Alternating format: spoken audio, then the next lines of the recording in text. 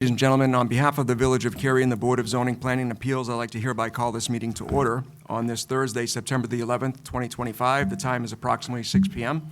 We have a quorum of members, and at this time, I'd like to ask our Director of Community Development, Mr. Brian Simmons, to please call the roll. Williams. Here. Kretschmer. Graziano. Here. O'Laughlin. Here. Drandell. Cassitter. Corey. Here. Before we begin, folks, I think all of you are aware that today is obviously a very solemn day for the country. And so out of respect for the victims and the families, I just ask for a few moments of silence on their behalf.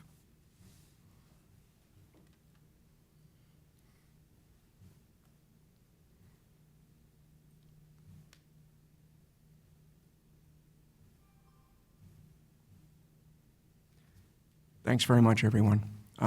Ladies and gentlemen, please rise with us for the Pledge of Allegiance to the flag.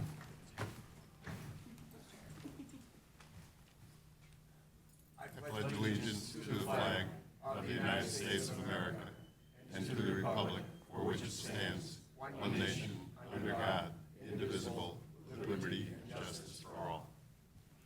Thanks very much, everyone, and welcome.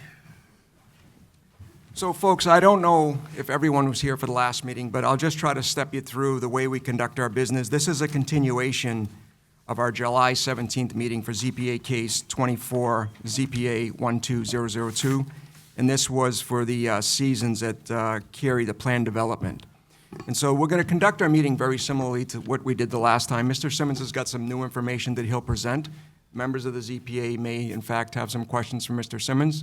Then we'll turn it over to the petitioner. I'm sure they'll have additional comments to offer around some of the new information. And then once again, members of the ZPA may have questions for the petitioner. Once we conclude that portion, I know many of you are here to publicly comment. You might recall the analogy of our committee here, the quasi-judicial capacity, like a courtroom. There's some similarities, there's some differences. And recall that when you come to the podium, if you'd state your name and address for the record, the proceedings are live, they are being recorded. And we're doing that so that if anyone wants to go back and review this at a later date and time, they can do so. Also, just to refresh, you'll remember that if you're thinking of a courtroom, and if you're asking us questions and you have an expectation that we're responding back to you, please don't. We're an open-minded group up here. If we think we can respond to something very quickly, we'll do so. And then conversely, if you have questions of the petitioner, please recall that we're going to ask the petitioner to catalog those comments and questions, and then on rebuttal, we'll ask them to come back and respond to the comments or questions that were posed by the public. Once we close that portion of the meeting, then we will just have a discussion amongst ourselves here as the ZPA. We'll take a vote on the application, and then that vote will be delivered back to our elected officials who become the final arbiter of tonight's meeting. So unless there's any questions from anyone before we begin, let me just double check with the petitioner if there's any questions by yourself. Okay, and anyone in the public have any questions or comments before we begin? Okay, so Mr. Simmons, I will now call again the continuation of case 24 ZPA. Oh, thank you very much. We've got some minutes, some administrative matter. Thank you very much, Mr. Simmons. Minutes.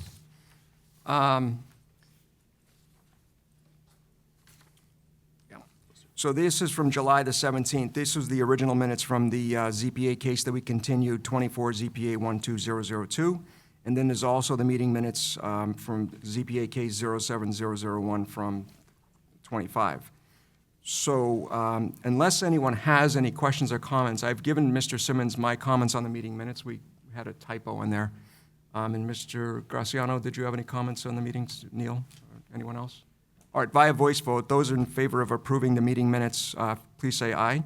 Aye. Any opposed? Thank you very much, and thanks for the catch, Mr. Simmons. So now we will call, once again, ZPA case 24-12002. This is the Seasons, the Cary Plan Development. There's 5 elements that I think you're going to review, Mr. Simmons, that we'll talk about what the applicant is looking for, correct? Correct. All right, over to you.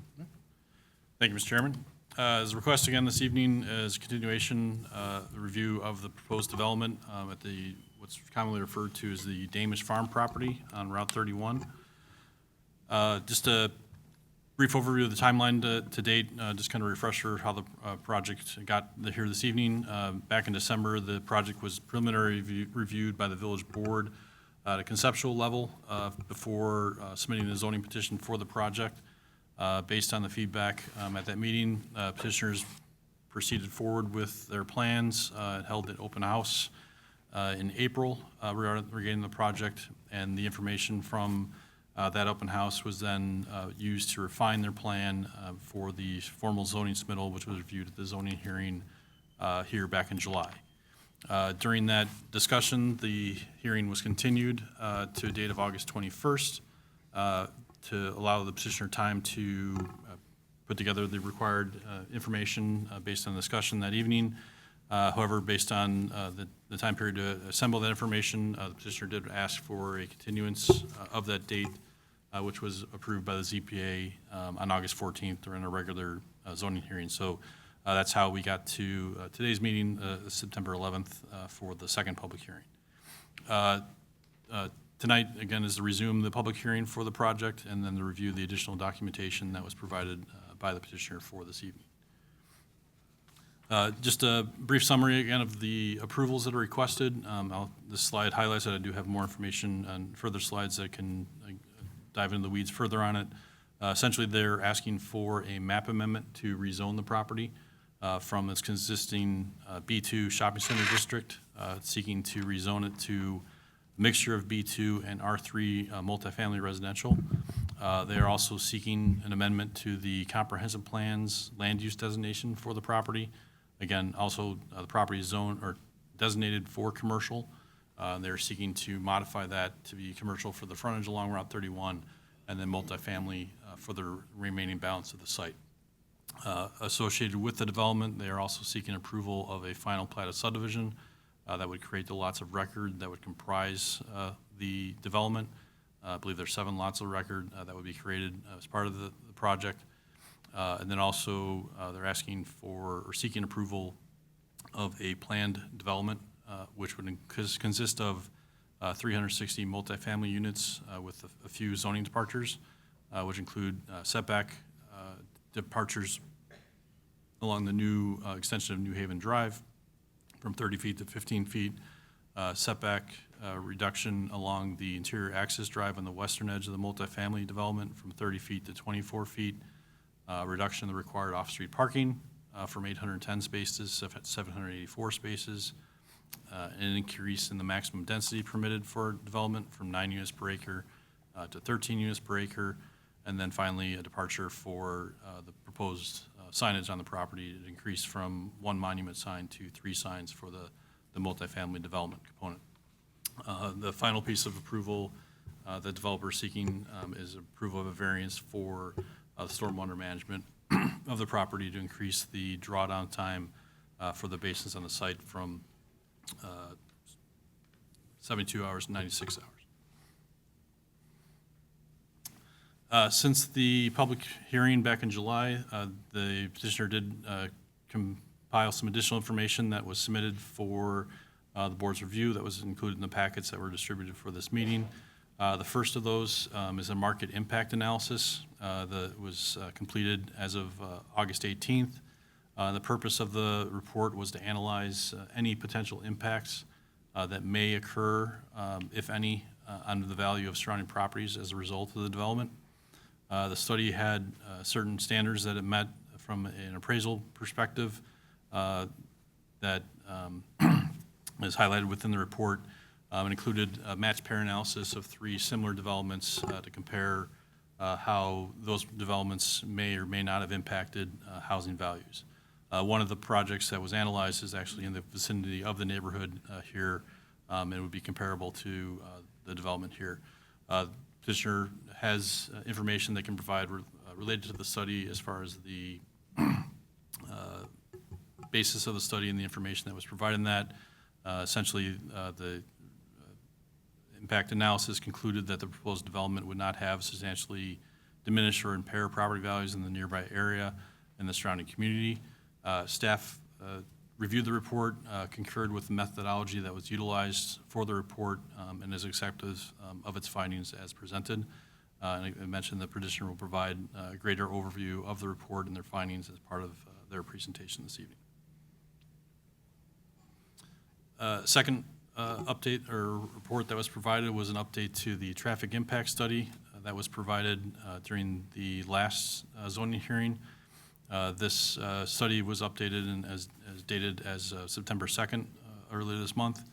The revised study incorporated comments from village staff review, which included our village engineer consultant and their comments that they had regarding the design of the report, study and the findings within that. Also incorporated responses to information that was provided at the July ZPA hearing and updates to the report based off the discussion that was had in our last meeting. And then finally, also incorporating responses to an IDOT review that had been occurring regarding the proposed roadway connection, the intersection with Route 31. Since the last public hearing, the petitioner did receive feedback from IDOT. They're continuing to refine the traffic study based on that feedback.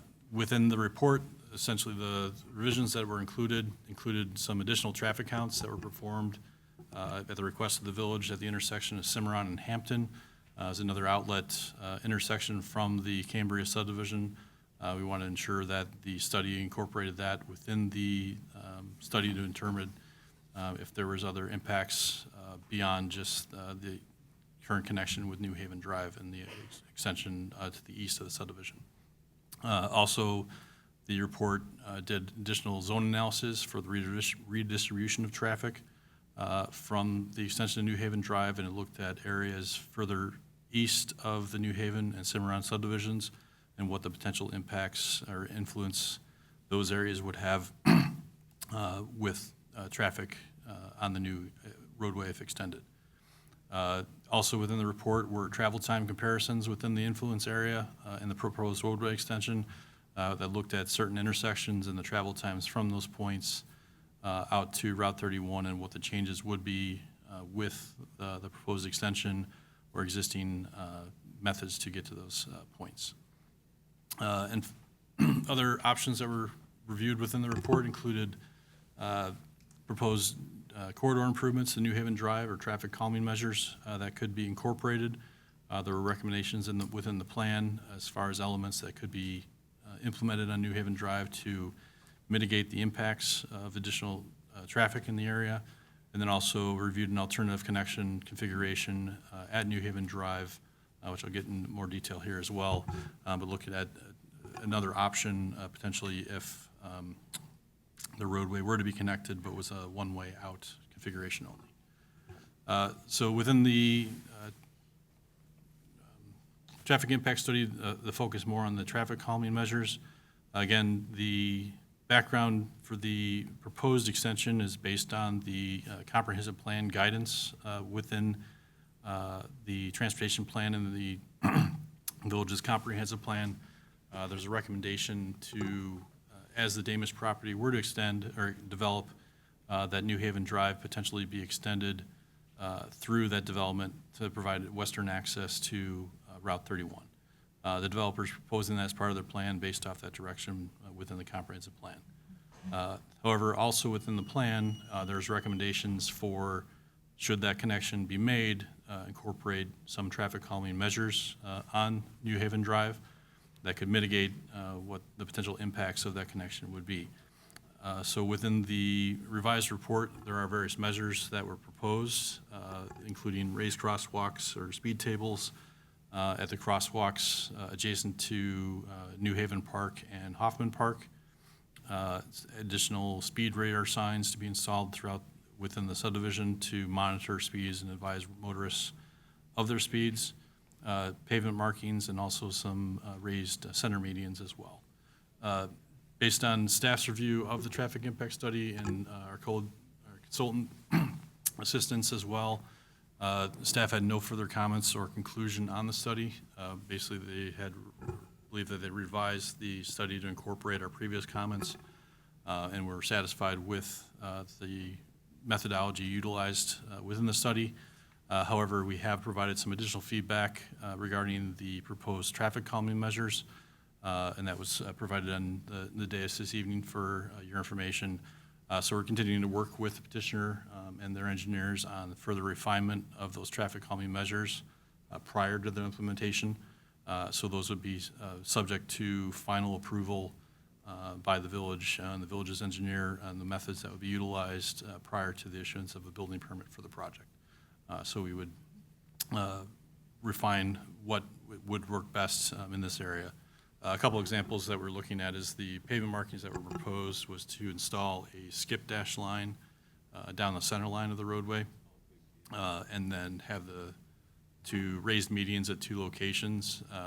This from talking to other communities that have utilized those methods and other methods that we've utilized in the village in the past. We found that pavement markings that stripe the parking lane on the side of the road that kind of narrows the roadway width is a better traffic calming measure than a skip dash line down the middle of the road, where it has more of a narrowing effect for motorists driving down the roadway. So we would be refining the plan to kind of incorporate more of that design as opposed to a skip dash line. And also we'd be reviewing the best locations for sides of the street as far as where that parking restriction would be. So one side of the street would have a parking restriction, the other side would allow for parking, but with the location of driveways for the townhomes, there's trying to maximize the amount of parking that would still be available for the area. So that requires some further refinement and discussion with the petitioner as the project were to go forward. And finally, as part of IDOT's review, they did provide some additional feedback as well regarding the proposed intersection with Route 31. As the roadway is under IDOT's jurisdiction, any access point would require permitting through that agency. So they have provided preliminary feedback to the petitioner on geometric configuration at the intersection, and then the feasibility of a traffic signal at that location. Based on the feedback provided thus far, IDOT believes the signal would be likely warranted at the location, but would not allow for the installation at that spot or at the intersection until the traffic volumes were to get to a point that would warrant the signal. So that would require the development to be in place, and then the signal would be installed potentially after that standpoint. So continuing to work through that with IDOT and their jurisdiction as well. Finally, one area that we had the petitioner review was with two potential configurations for the roadway extension, specifically looking at the end of New Haven Drive, the cul-de-sac bulb.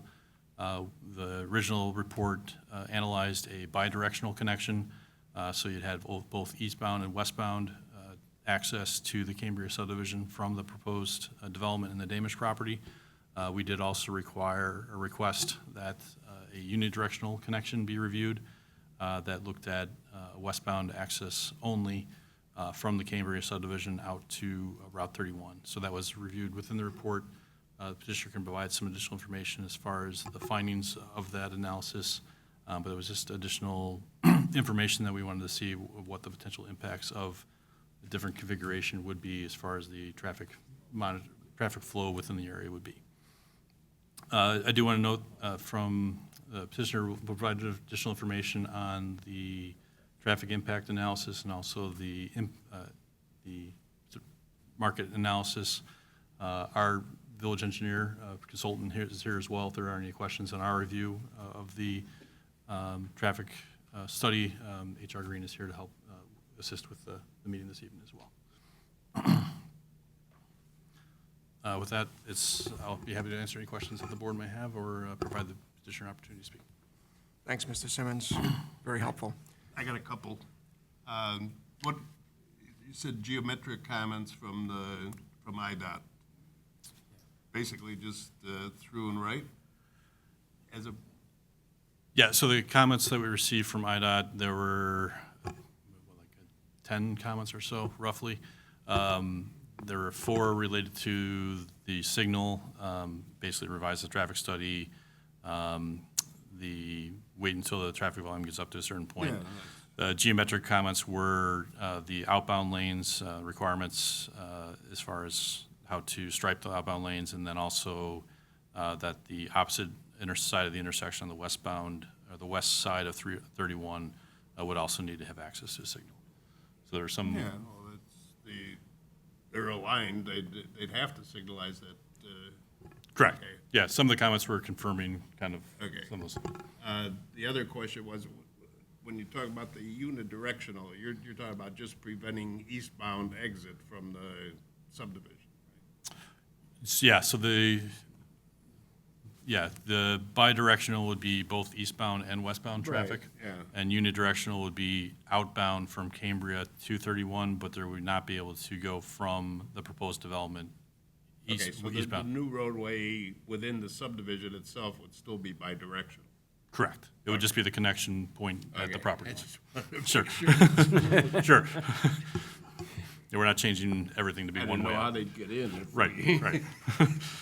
Good question. Ladies or gentlemen, additional questions? So, Mr. Simmons, I just have a couple for you. I just wanted just to be transparent with everybody. There's a couple of documents that were placed on the dais to each of the commissioners. Do you just want to briefly address what those are? Sure. There are one additional correspondence we received from a resident this week that could not attend the meeting this evening, so they provided their comments in writing just for consideration, which was on the dais, that email. And the second item which was provided is feedback we provided to the petitioner regarding the updated traffic study and the additional review that we had based on the study, and there's some recommendations in there for further refinement of the traffic calming measures. So I'll just leave with this. I know this is going to be presented by the petitioner, but would you have any visibility on, when we talk about volumes of what is required? I know there's warrants. I've read the report, and I know there's warrants, but do we have any understanding today of what kind of volumes are required by IDOT to have a traffic signal? Yeah, there's just from my traffic analyst days, there's various, the manual uniform traffic control devices regulates how traffic control measures can be installed, and there's certain warrants that need to be met in order to justify a certain installation. So stop signs, multi-way stop signs, or stoplight, there's various traffic volumes that need to be met on certain legs of the intersection to warrant a full interchange or intersection. So if a stop sign, it looks at the peak hours or over a period of 8 hours a day, there's certain warrants that you would have that could be met to warrant the installation of a stop sign. Same with the traffic signal. There's volumes on the main arterial roadway, the main volume, and the side streets would have to have a certain volume that would need to be met as well to justify the installation of a signal. So basically, you don't install a signal and have 5 cars that are utilizing a side driveway or whatever that then impacts the flow of vehicles on the main roadway. So some of the warrants for traffic signals include 8-hour volume counts. I'm going back in memory, it's been a while since I did a traffic study.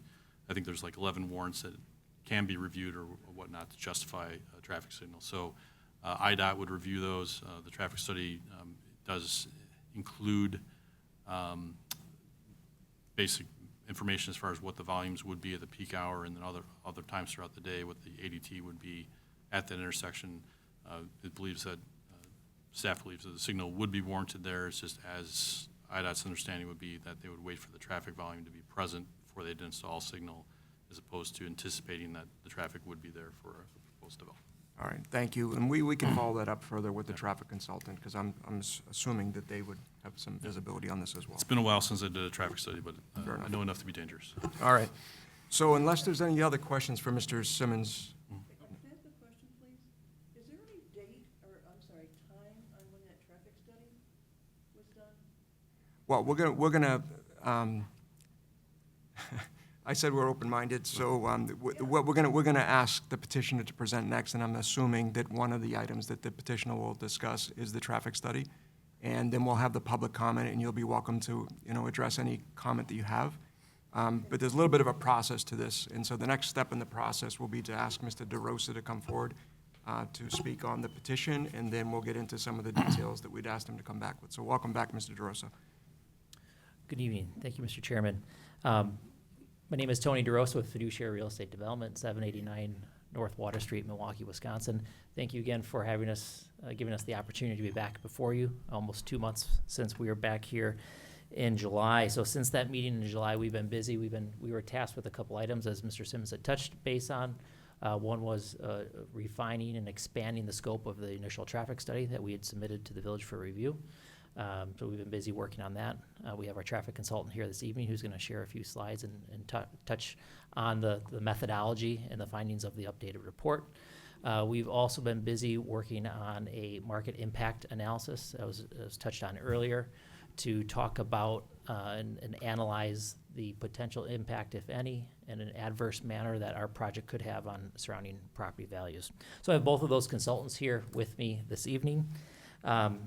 First, I'm going to have Lue Abuna from KLOA, our traffic engineer, come up here and talk about that report. You know, as I mentioned earlier, we were tasked with looking at a larger scope of study, bigger geographic areas, look at some of the existing traffic counts, some of the future things that are planned in the community, and then really to also analyze New Haven as if it were to be modified from the current plan, which shows two-way in and out, to a restricted westbound access only. So with that, I'd like to have Lue Abuna come up and give his presentation. Thank you very much. Welcome, Mr. Abuna.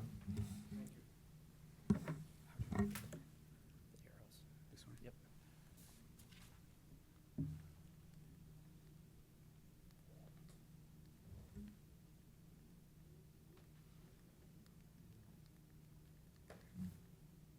There we go. Thank you. Good evening. Again, my name is Lue Abuna. I'm principal with KLOA. Pleasure to be in front of you again.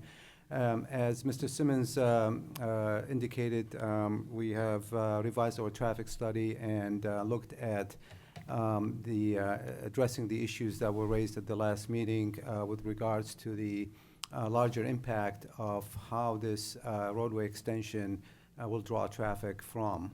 What we are showing on this exhibit is kind of the zones that we looked at in terms of the likelihood of traffic from each zone would be attracted to using this extension of New Haven Drive. And needless to say, as you move further away from the roadway extension, it's our opinion that the effectiveness or the attractiveness of that extension for people to utilize in order to get to 31 will diminish. Zone 1 is the area that is west of Georgetown Road, Georgetown Drive, and this is the area where we believe that the majority of the redistribution of traffic would occur. This really offers a unique opportunity for the residents in that area to be able to access 31 versus directly through this extension versus having to go in a longer route up Georgetown to Three Oaks and then down to 31. So we believe that the majority of the traffic that would be occurring on that roadway extension would be from within Zone 1. We expect that similarly that Zone 2, we expect some of the redistribution to occur from Zone 2. We look at it more of a the western half being more desirable for these residents to use this new connection versus the eastern half, which has direct access on Cary Algonquin Road. So we think that, again, while there will be more traffic from Zone 2, the effectiveness of that will be less than what would you see in Zone 1. Zone 3 and Zone 5, the ones that are on the east side of Cary Algonquin Road, we believe there will be very minimal, if any, traffic desiring to use this roadway extension.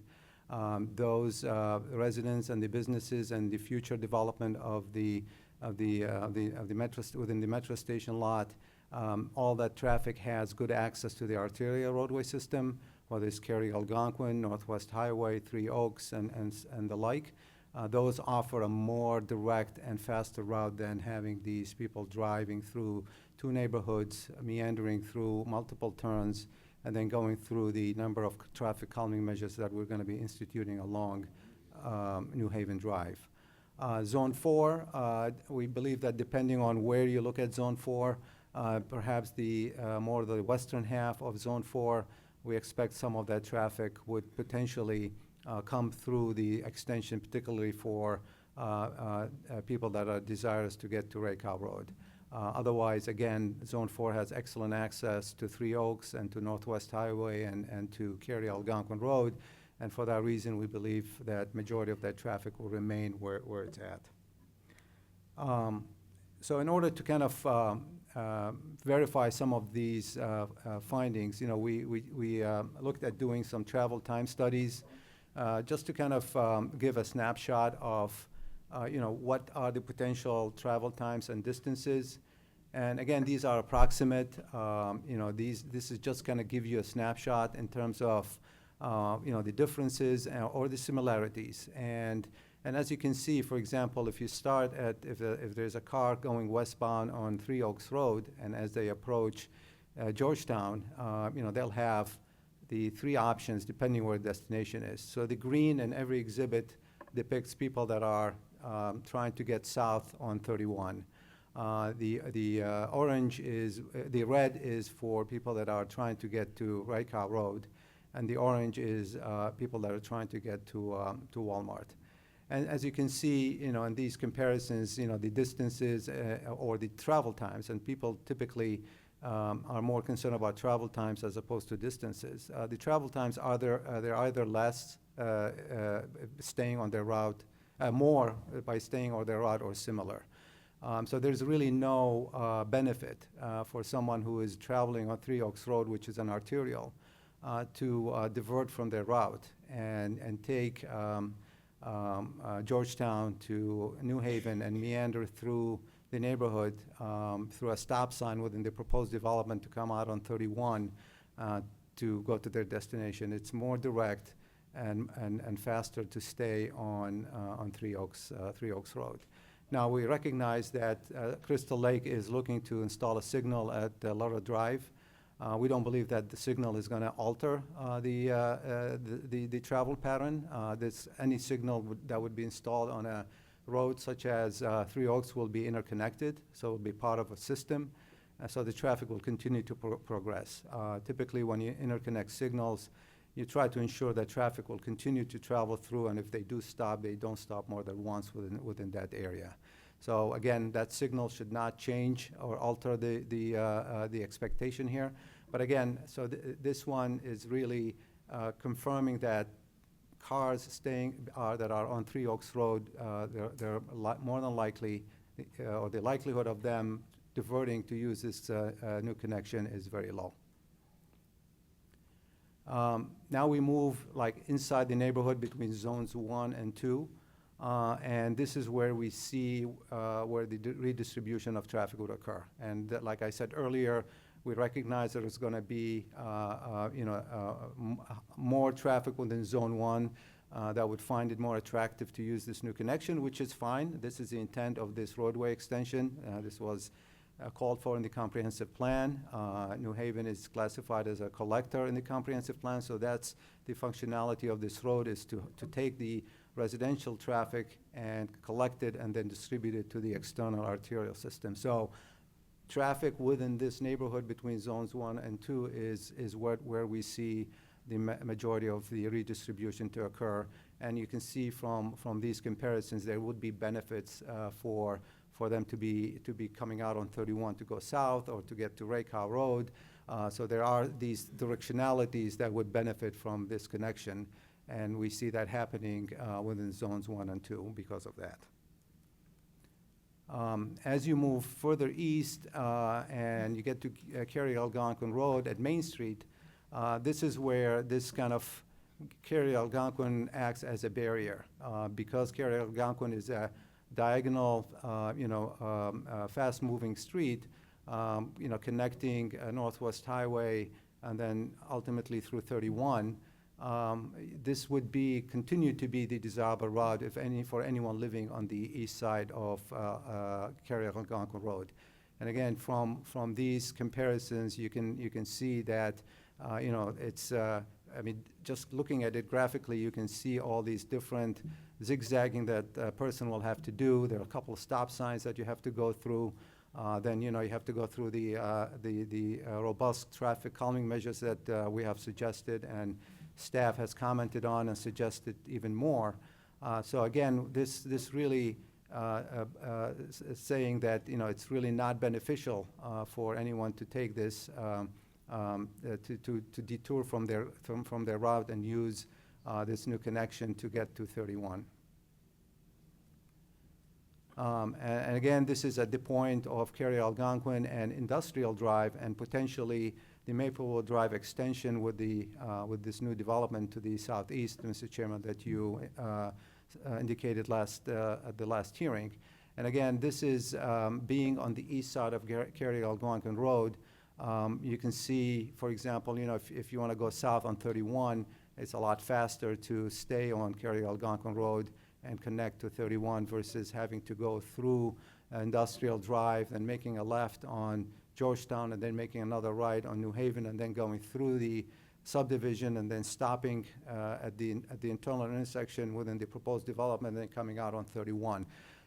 So there's really not that attractive, and it doesn't really save any meaningful amount of time for anyone to want to be doing that or trying to cut through the subdivision. And then this is kind of another test run where we said, okay, what about if we are halfway through Industrial Drive? And in this one, we recognize that there may be some benefit for people that want to get to James Rakow Road, that they may be beneficial for them to cut through, and we took that into account in kind of estimating how much traffic that would be added to New Haven Drive. But again, if you're going south on 31, it's much faster to get out on Cary Algonquin Road and just zip through southwest and then connect to 31.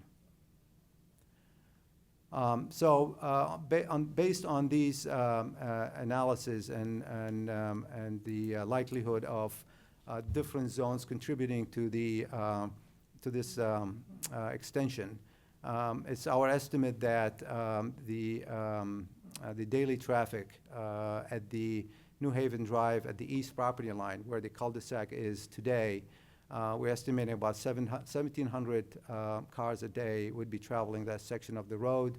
At the New Haven Drive section west of Georgetown, that number today is 2,300. We anticipate that it's going to go up to 2,600. I just want to point out how these numbers fit in within the parameters of a collector road.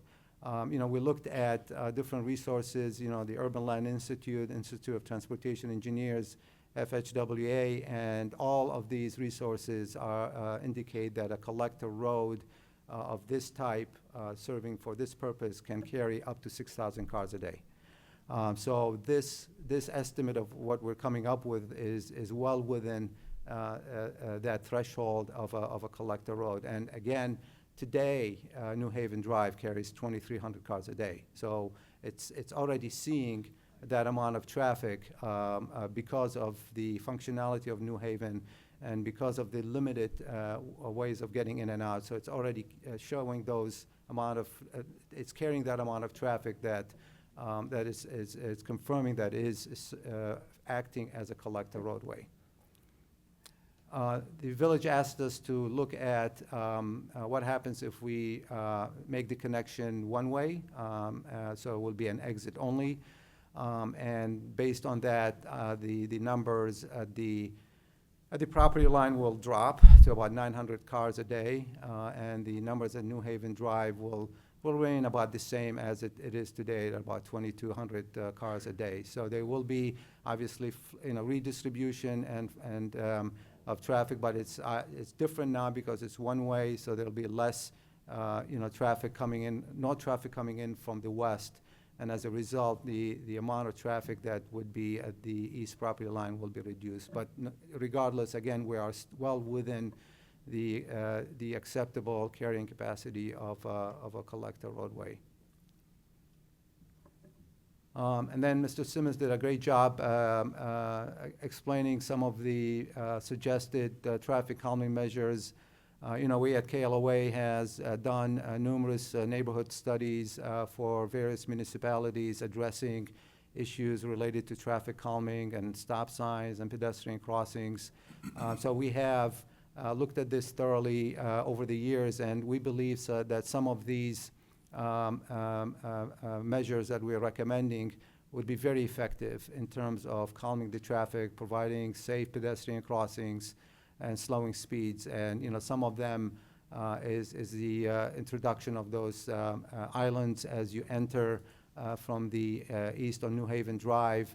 It kind of provides that visual, that presence that you're entering the subdivision, and it forces people to kind of slow down and pay attention. We'll have the additional speed radar signs. Those are very effective. I know that the village installed one recently. Just as you enter the subdivision, we believe that additional ones at the north-south segment will be beneficial. We're suggesting the introduction of curb extensions and speed tables with crosswalks near the parks. Again, those are very effective in terms of slowing down traffic with advanced signage as depicted on the exhibit. I know the village have suggested other things such as monument signs or gateway signs as you enter from the west, again to alert the drivers that you're entering a residential area. The village has suggested we do different striping relative to striping parking on one side. So again, the menu is very extensive, and we'll continue to work with the village staff on coming up with the most effective way to address traffic, so to help slow it down and address the amount of cut through that would occur through the area. And I think with that, yep. So that I conclude, Mr. Chairman. Thank you for the good work, Mr. Arbuna. You're welcome. That's helpful. So before you adjourn here, I just want to double check with members of the ZPA if there's questions. Go ahead, Mr. Williams. Just a question for you. Brian, can you go back to the time study? Any of the time studies, it doesn't matter which one. So one thing to point out, just so we're being transparent, you have New Haven Drive as the main, obviously, artery on the north there. There is a cut through. Again, everybody will find the slicing 30 seconds, all that stuff. So there is a cut through Collins and over through. So again, I think that will be something that will happen. My main question is regarding the light at 31. If we're doing exit on New Haven out to 31, if there is no light, what does that look like? It's stop sign? It will be, initially under stop sign for people exiting onto 30. And so right turn only, or are we doing left hand? Because my guess is if it's a stop sign, you're going to have lots of cars backed up on the stop sign because the traffic's going to be going. Clearly a light is quicker. What did you anticipate this time to be? Like, is in this time study, is there a light or a stop sign there? Well, you know what I'm saying? Like, because I'm guessing there's going to be a lot of cars. I mean, what's going to happen in reality is people will not use it to go south on 31. Right, that's what I'm guessing, right? Because I mean, I'm not going to go to a stop where it's there's. the chicken and the egg, right? So, I mean, that's sometimes is the dilemma with IDOT is they say, build it and let's see what the traffic counts are going to tell you. And if that doesn't happen, It will happen because, this development is going to go in and there'll be commercial. It's going to happen. And, our numbers are very clear that a traffic signal will be warranted. It's not even, to me, it's not even close. So, I mean, we'll continue to have those discussions with IDOT with regards to this. I mean, we encounter this issue with them all the time. They try to push back on signals as much as they can, but I think in this case, being an extension of a public street, intersecting a major arterial, it's going to serve, the neighborhood, it's going to serve a new development. I think it behooves IDOT to allow this signal to go in now because it's going to be needed in a short order. agreed, the stop sign would not make me go there because I don't want to wait behind. Yeah, I mean, IDOT has not. IDOT recognizes this is, this is a location for a signal. They recognize it. They recognize it's going to be needed. They just one of those things. It's like let's wait and see.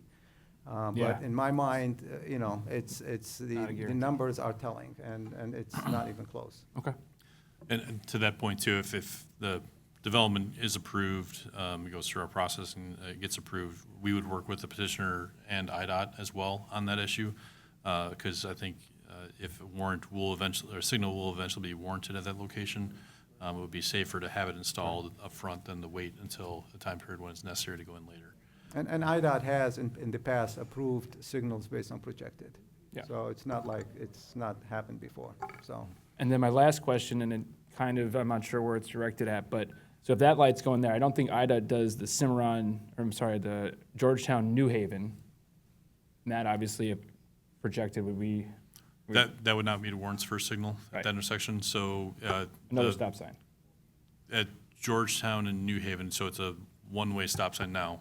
So that configuration would not change as part of this project. So as the projected numbers that Mr. Bonet referenced for that intersection, the volumes are similar in the extension versus what there is there today. So the way that that intersection operates today would remain as is after the development. Other questions for Mr. Abuna? My only thought is that this is a phased development. There's phase one, there's phase two. I'm guessing that we're not gonna need or warrant a signal until phase two. No, actually, based on our projections between the traffic coming out of the New Haven Drive extension and the residential traffic, the signal will be warranted. Okay. Yeah, I mean, that's what we're, again, that's my point. This is an extension of a public road, and the traffic that is gonna be coming out of it, plus the traffic on residential, it shows that it'll be warranted.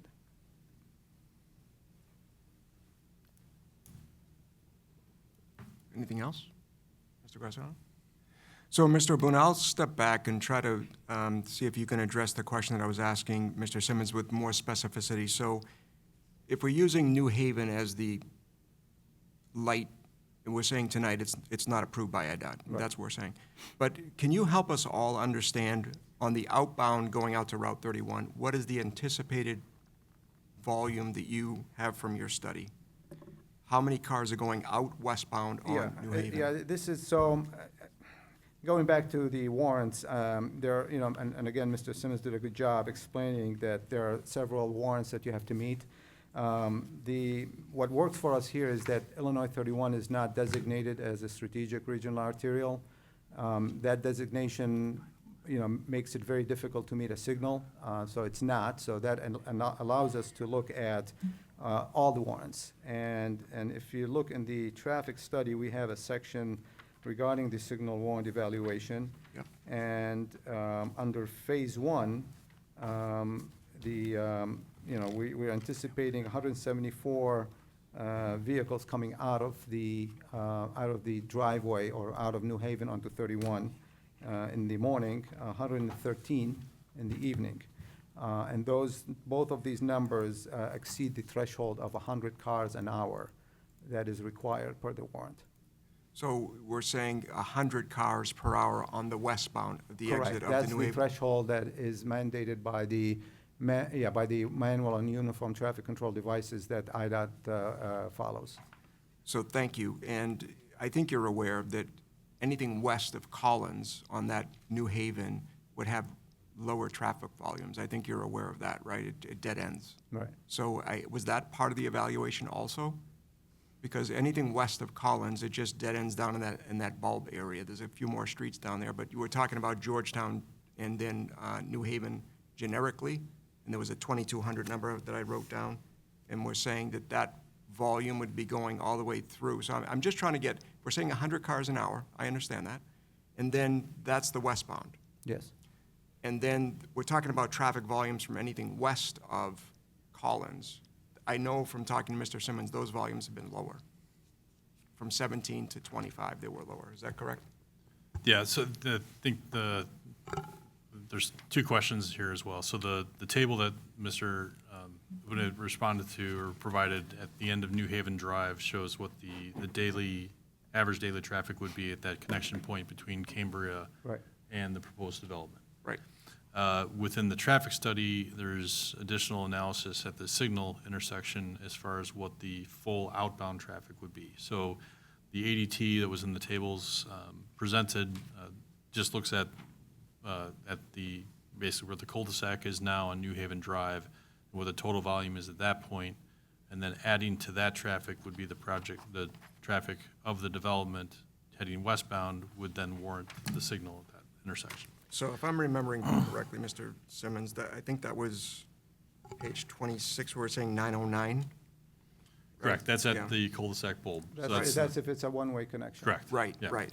So that's the outbound from the neighborhood. And what I'm trying to understand now, Mr. Abuna, because there's a lot of traffic on Route 31, strategic artery or otherwise, Yes. that you've articulated very well, and I appreciate that. So I'm trying to understand the vice versa now. So you got traffic coming on Route 31 or Rakow or even bypassing Three Oaks. So what do you anticipate the volume to be coming inbound on that New Haven extension?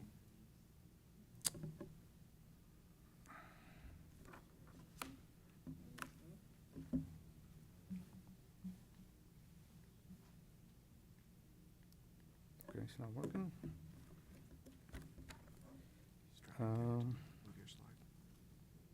Oh, you're trying to move the Are you slide, looking sorry. for the daily or for the, what are you looking for? In other words, if we're saying roughly that there's 100 cars per hour on the outbound going west on the New Haven extension, and you're talking about the warrants, that's what I'm really trying to get after, like, why would I not? That 100, the numbers that I gave you was a combination of traffic coming from the New Haven extension as well as the traffic from the proposed development, from the residential portion that is not going through New Haven, it's just exiting on 31. So that's a combination of the two. So 100 cars an hour would include both the inbound from Route 31 and outbound from New Haven, is that what we're saying? No, so again, the 100 per hour requirement, that's a requirement.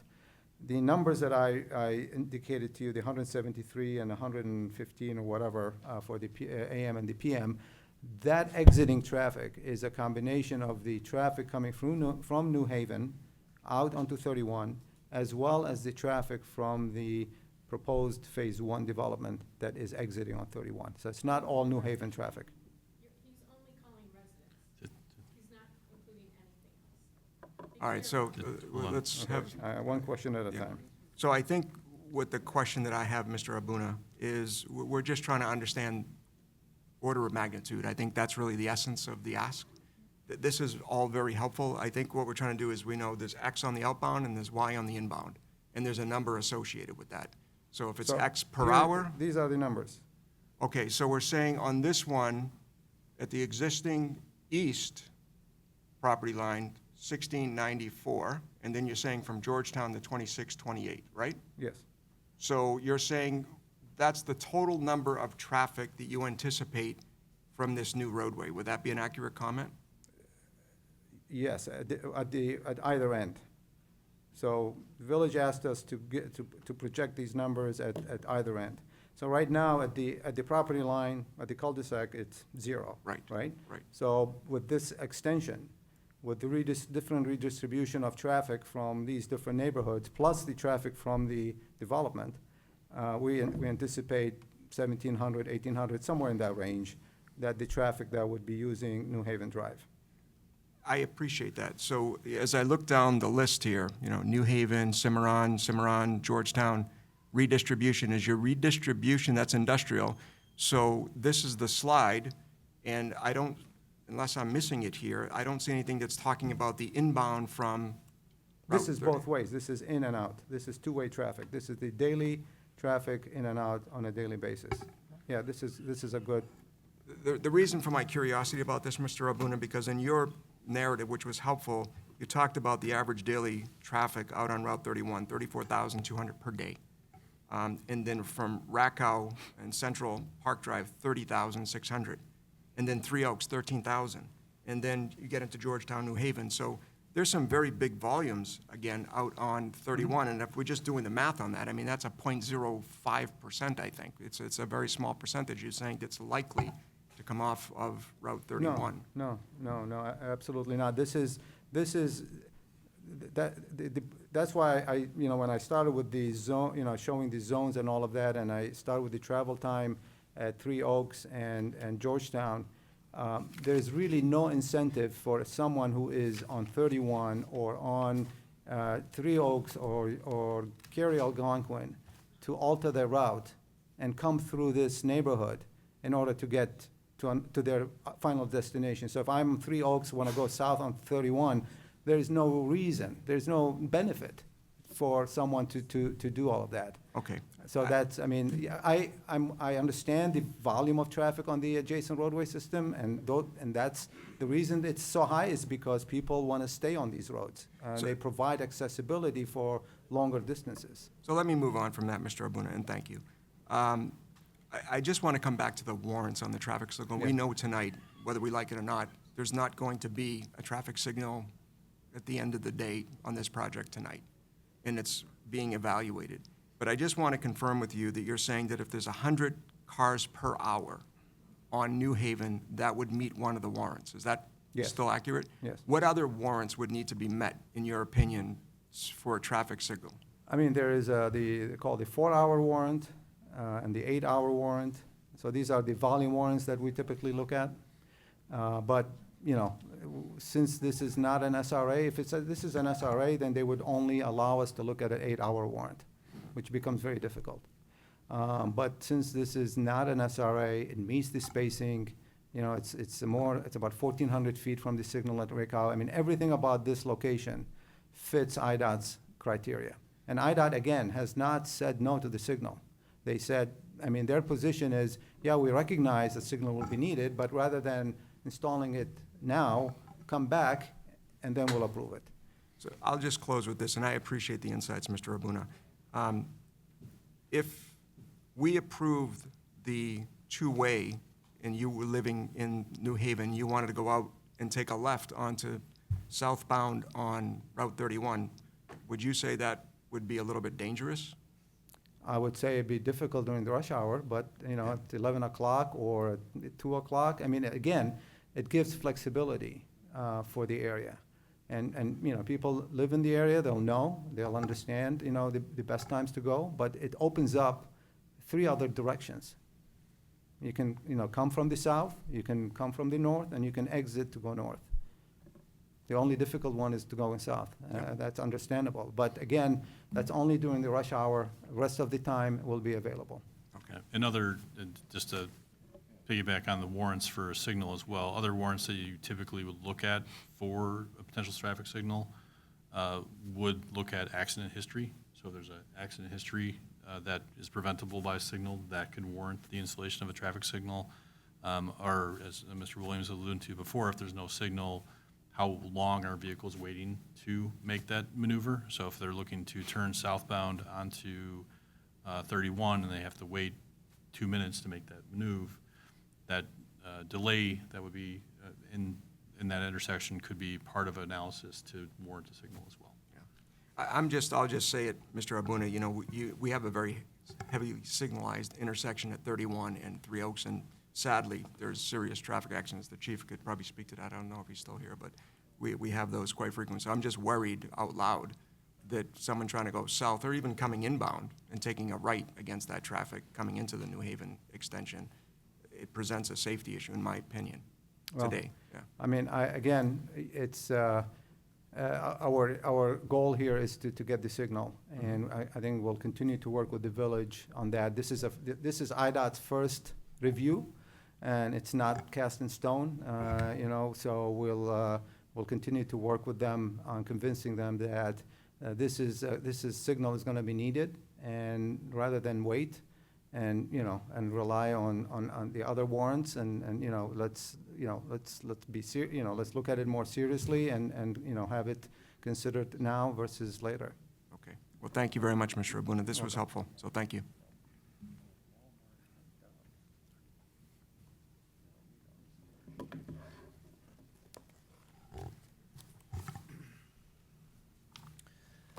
The other item that we were tasked with was to take a look at market impact analysis on surrounding properties. So I have a gentleman with us tonight from Marus and Company. Stephen Viscar is going to come up and give an overview of the report that we submitted to the village. Thank you very much.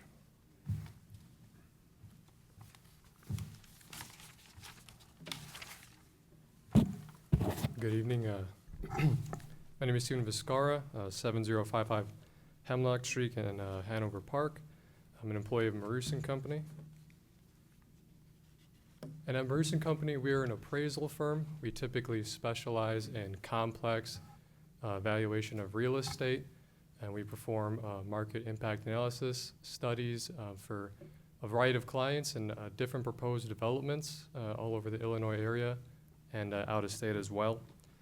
So unfortunately, Mike Roos could not be here tonight, but just an overview about him.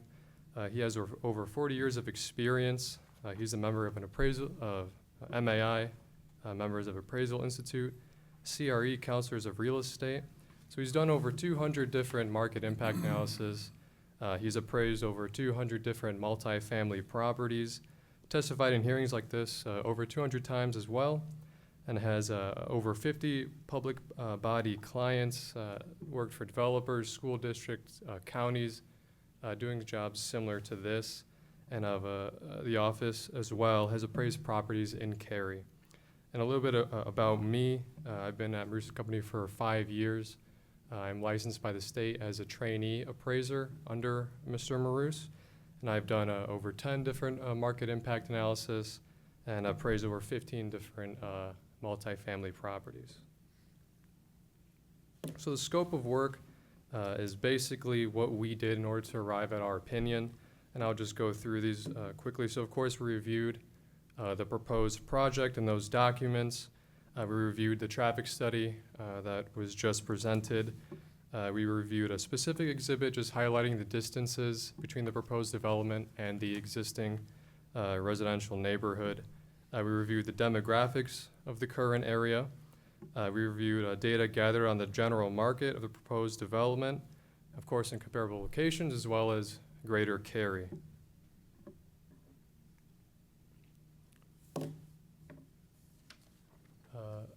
Also more specifically, we gathered residential data, residential market data, multifamily, single family, townhouses in comparable areas, of course, around the subject area as well.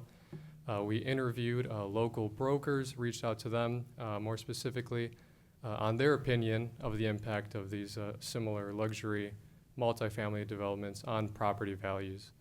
And lastly, Mr. Maroos and I, on August 6th, we traveled to the subject property, we inspected that, inspected the neighborhood, and then we also inspected the matched pairs, as we'll talk about, as well as their non-proximate counterparts. So here's an example of a matched pair. Matched pair analysis, simply put, is the analysis of a variable on the effect of a property value. And to determine that is in this situation, you would consider the value of a home proximate to a multifamily development and gather data points, other home values, that are as similar as possible to the proximate property. However, the only difference is that they are not proximate to the multifamily development. And of course, it's not easy to get identical properties, especially as single-family homes, but we do our best and then adjust for the differences. So in this example, this development is Sky Ridge Club Apartments in Crystal Lake, built in 1988, renovated in 2015. It has 364 units, comprising 323,000 square feet. So specifically, the proximate house is located at 1385 Fountain Green Drive in Crystal Lake. It is 65 feet away, building to building, sold in April of 2025 with a value of $350,000. And it is compared to two homes just west on Bridgedale Road, respectively sold for $335,000, $339,000, in the year of 2024, June and August respectively. So the key differences to analyze between the proximate and the non-proximate would be the home size, so it's about 200 square feet difference. And then you could see that there's a finished basement for the proximate property and no basement for the non-proximate. So essentially, after analyzing this, the conclusion derived was that the difference in sale price does not support negative impact from these proximate apartments. And so as mentioned on the side there, out of 3 total matched pairs, this is just one out of the 3, one we found the most interesting. But as noted earlier, directly on New Haven Drive, there are townhomes that are proximate to the Springs at 3 Oak development. And essentially, we compared that proximate townhome to 2 other non-proximate townhomes on New Haven Drive and came out with the exact same conclusion. So just a graphic. So A there on the right is the proximate property, and B and C on the west side there are the similar yet non-proximate properties. So as a result of the market impact analysis, Mercer & Company concluded that there is no market data indicating the project will have a negative impact on residential property values in the immediate area. Further, market data from Cary supports the conclusion that the project will not have a negative impact on residential property values in the surrounding area. So additional conclusions from our findings is simply that the proposed development will adhere to all current standards through property management and zoning and other qualifications.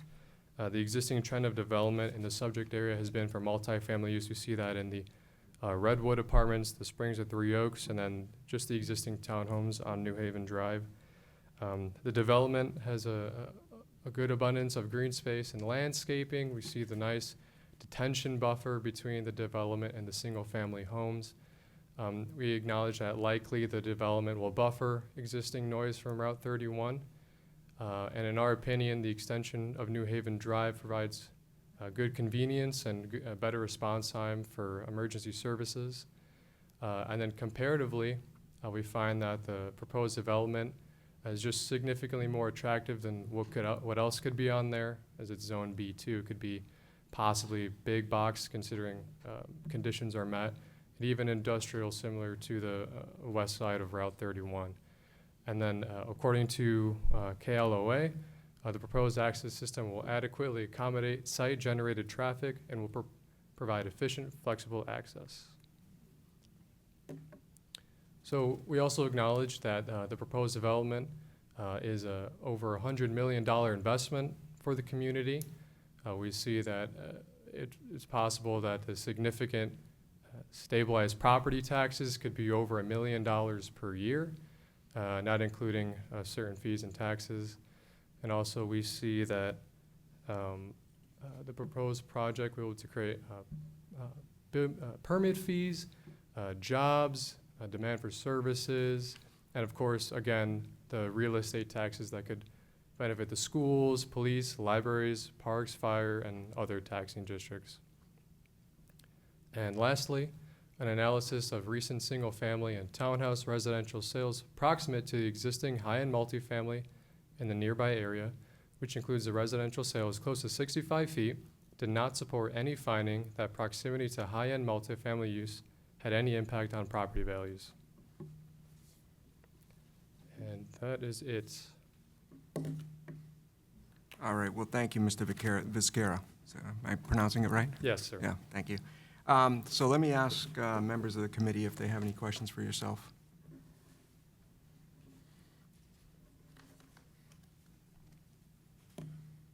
So, Mr. Viscara, I have a couple. I think what began this discussion is that, you know, this space called New Haven, I know you're not from here, but it's dead-ended. And might the volume of traffic impact home values? And I think in the evaluations you did, I'm unclear whether or not any of those neighborhoods that you evaluated had a cul-de-sac and then it was opened up. That's the first question. The second one would be is that I remember from Mr. Williams, and I'm unfamiliar with this, but over in Lake Zurich, there is an area that had this similar discussion a number of years ago, and whether or not your evaluation considered looking at that, because that's kind of a like-to-like. In other words, it was closed off, and then they opened it up to Route 12. So I'm wondering in your evaluation if that was contemplated. So for your second question about, you said it's a development in Lake Zurich that did open up for probably a similar traffic signal. No, we did not analyze that. So that's the answer to that question. The first question is, did we analyze the traffic as a response, or the traffic considered as a matched pair to the similar development? And so the answer to that is not, it's not necessarily that the traffic generated by nearby roads for these comparable developments just appear to be typical to what would be produced as of this, but we did not consider if the development opened up a road per se. Okay, well, thank you for that, Mr. Viscara. So, Mr. DeRosa, I just want to give you the other opportunity. I don't know if that's the end of your presentation? Okay. So, folks, this is the time now. We're just going to come back, and I'm just keeping it at 9 o'clock. If we start running late again, we'll take a break. But this is where we're going to open up the public comment once again. And just remember that when you come forward, if you would be kind enough to state your name and address for the record. And again, it's not designed to be a question and answer between us or Mr. DeRosa and his team, but we'll ask Mr. DeRosa to catalog the questions on your behalf, and then we'll ask him to come back up. So maybe I'll just do what I did the last time, just to make it simple. We'll just start in the first row. Any questions in the first row? Okay, we'll start with the second row. Anybody that has a question, thank you, or a comment? Hi, my name is Chris Nagoda. I live at 1370 Mulberry Lane in Cambria. I was at the open house. I was at the last meeting, and I'm now here at this meeting because I'm very upset by this whole scenario. I really don't even understand why we're approving the development or want this development, because there's so much congestion and traffic already in the neighborhood and on 31 and Crystal Lake. I mean, you just see all these buildings going up. Everybody's getting stuck in traffic now. I don't understand it. I do appreciate that they went down to 360 from 400. But when I was at the open house and I saw all the posters up and the diagrams and everything, and I asked Mr. DeRosa, is that your name? Why on earth would you even consider opening up New Haven? And again, he said, oh, this is what Cary wants. This isn't our idea. But to come to find out, as I've been to these meetings, it is their idea. And this will behoove them to open up the road so that they can get their traffic signal. Seems like that's what this board or whatever, let's appease the developer to get their traffic signal at the expense of our neighborhood. So with two entrances already off of 31 for this development, there's no reason, in my opinion, to extend New Haven into this development. And these traffic calming measures you speak of, I think would be very detrimental to our neighborhood. And frankly, I think they're ridiculous, the ones you've mentioned. Nobody wants that. I can't imagine anybody in the neighborhood wanting those calming measures that you spoke of. Extending the road would only bring increased traffic, congestion, and a safety hazard, as many people currently do park on both sides of the street. The road is very curvy, there's many school buses, kids on bikes, walkers, children, dog walkers throughout the neighborhood daily.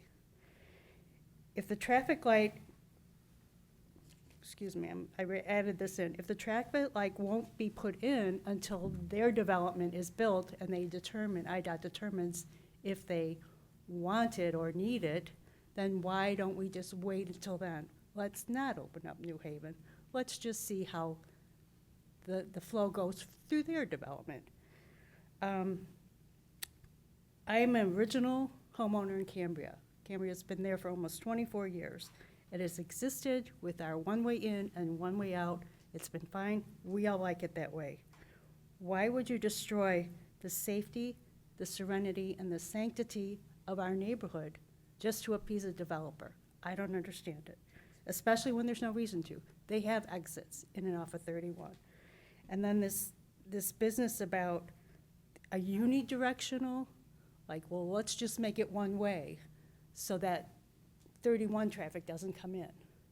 Let's just make it going westbound. What's the point? Then how, that's just to, again, to appease them to get their traffic light, because then you'll be having all these people cutting through to get to Walmart. Granted, it would be worse if it's both ways, because then you'll have all that 31 traffic cutting through our neighborhood. So I, would beg of you, please, there is no reason to destroy our neighborhood for this. Let them build their development if that really goes through. Personally, don't think that we need it, but let them wait get their traffic light, if they can get their traffic light on their own, there is no reason, in my opinion, to ruin our neighborhood, because once you do it, there's no going back. You're gonna ruin our neighborhood that has been a safe, serene little sanctuary for us, just to appease more apartments. Thank you. Thank you.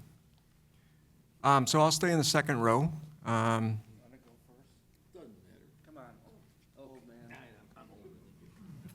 Take me a while to get up here. Take your time. Yeah, you can kind of. Thank you. My name is Tom Gillis. I live at 26 New Haven Drive. I've been there since 2008. And in that time frame, I've seen progress, and I've seen new neighbors. I've seen good progress, and I've seen good neighbors, and I've seen bad on both of them too. We have a potential new neighbor that wants to come in, Mr. DeRosa. We are a very welcoming community. We would like, to be good neighbors with you. And I would just simply ask you, would you come and stand beside me right here and tell this board that you don't need to open New Haven Drive? Would you do that? I'm extending the hand of friendship to you.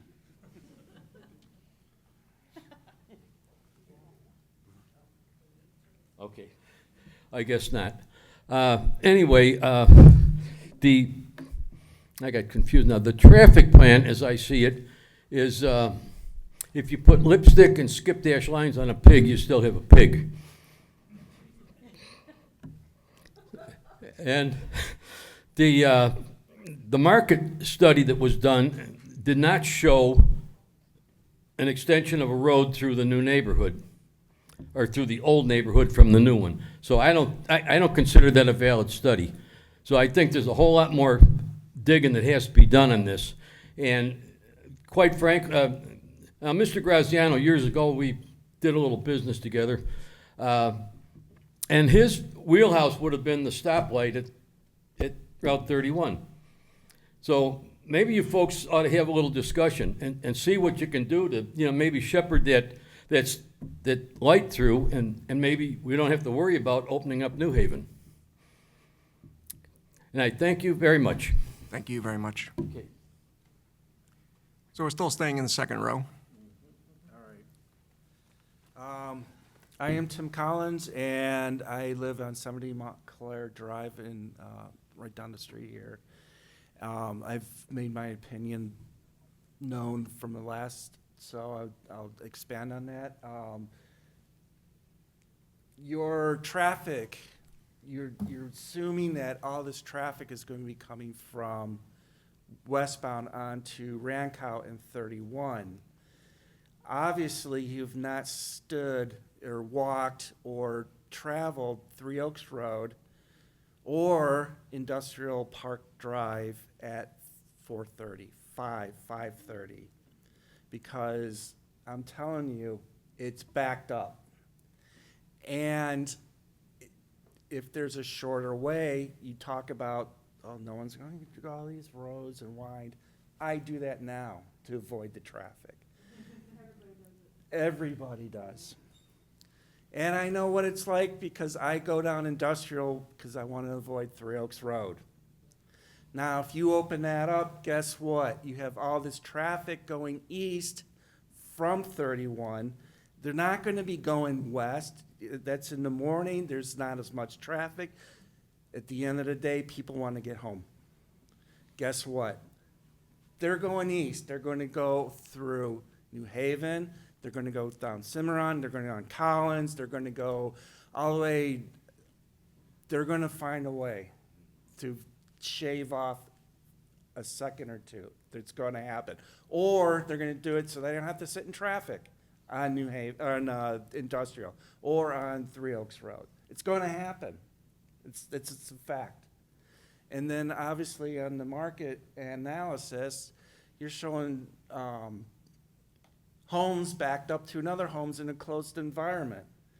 There's no analysis of, and thank you for bringing that up, of opening up a major street or a residential street to a major road. I know in Lake Zurich where that one-way is, because I used to live in Lake Zurich, and exactly where it's at. It's over by Costco and Home Depot, that whole area, and it's a nightmare.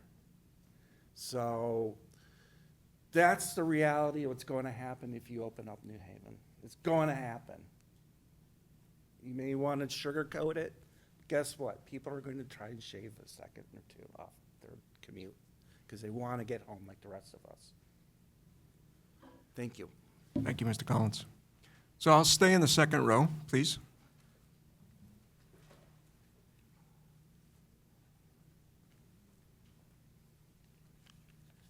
My name is Barb Birmingham.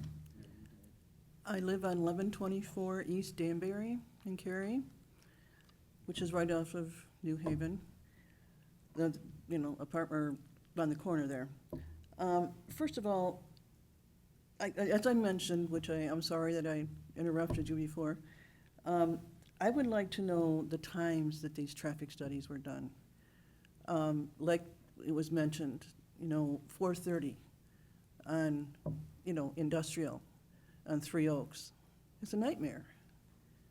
And so I've seen people out at various times in the day. I don't know who they were or what they were doing, but it was certainly not at those times of the day. It was actually during a lull. So, are these accurate traffic studies? I think we need to, find that out, because I honestly don't believe they are. Secondly, the other thing that's not considered in here is we have a lot of new developments that are in the works right now. And the businesses that we have in Cary are not going to support all these people. So these people are going to be going God knows where for employment. So that means more people going out of here, finding short directions to go. We have a bus terminal that's going to be put in next to Aldi. That's going to be interesting with the traffic that's already backed up over there. So there's a lot of considerations here that are unknowns. And I think it's going to be kind of hard to determine what kind of impact that's going to have on that. And 6,000 cars on New Haven, are you freaking kidding me? I'm serious. The police department is right down the street.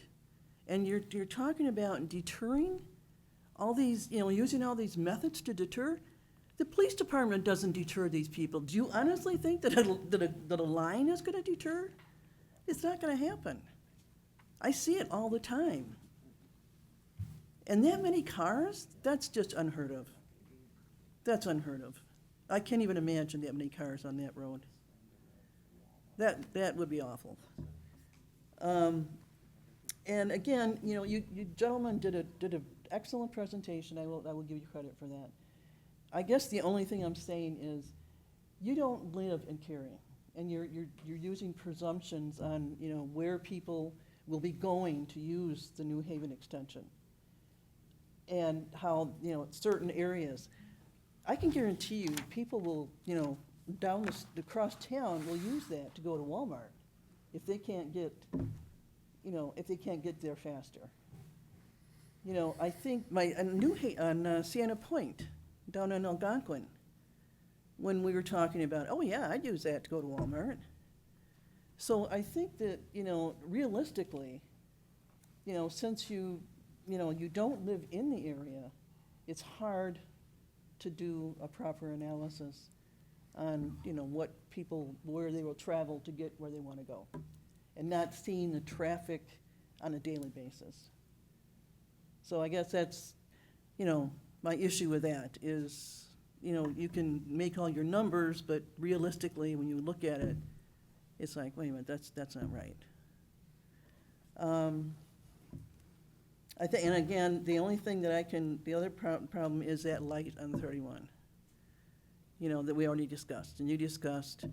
That is, hanging in the air like that and not having, that's, even for your development, I mean, that's a safety factor.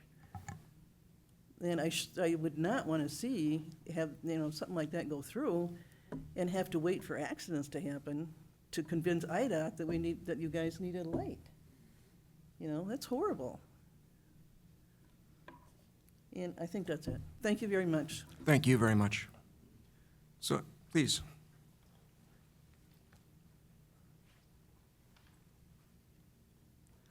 Kim Bennett, 1438 New Haven Drive, Cambria. I'm not going to repeat, points that everybody's made. I pretty much agree with everything with the traffic. I've lived at Cambria for 23 years. Frankly, it's exhausting living at Cambria because there's just been so much. It's just a constant battle. Either it's our residents are having to pay to make building repairs because of faulty construction that wasn't caught by the village. Or it's, trying to deal with the Springs Apartments and going to all those meetings in Crystal Lake and trying to make sure that we have that buffer there and that we're not having their parked cars' headlights facing our unit. It's the taking away of Sage Parkway, the entry street into our community. It just seems like it's just a constant battle.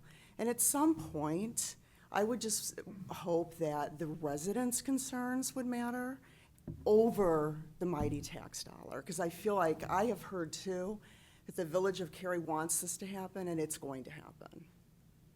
So if that's the case, then I implore you to listen to our concerns and do what you can to make sure that this is not as painful as we all think it's going to be. New Haven is a beautiful street. It's quiet, well-maintained. People enjoy living there. People buy homes there because of that street. And it's just a shame of what it will become if all of this traffic is going in and out. Because it really is about the traffic. It's about the safety. It's about quality of life for the residents there.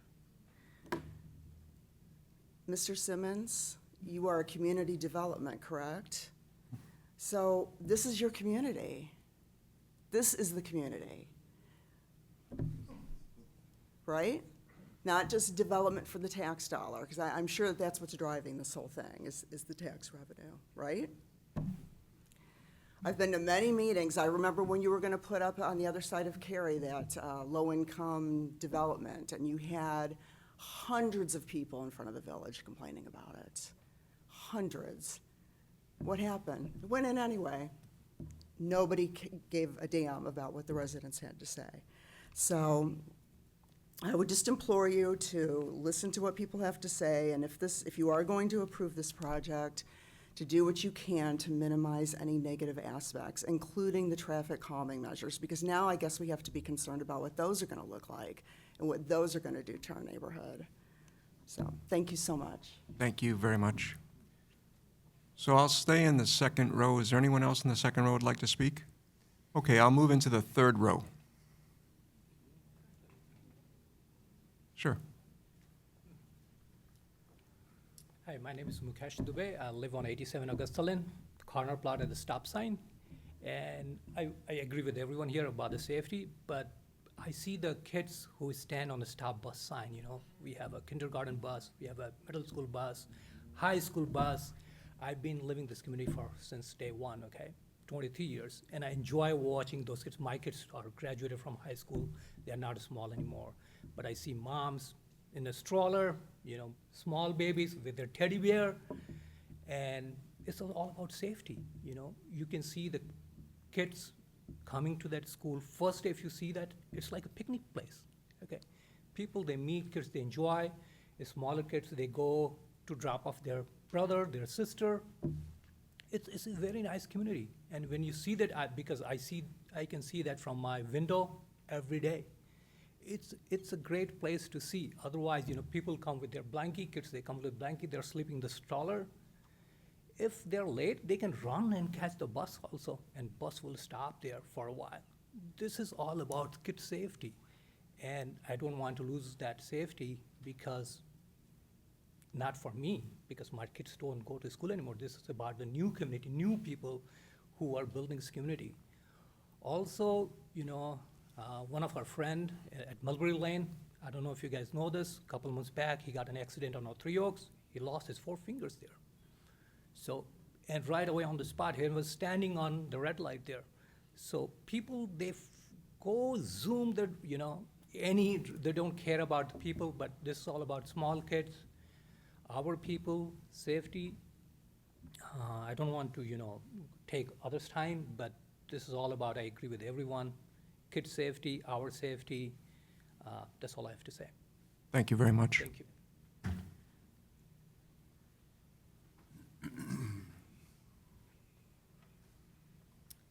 Good evening. My name is Linda Barrett, 500 New Haven Drive, Cary, Illinois. I've been a resident for 20 years and a dog walker. I love walking my dog all up and down New Haven Drive.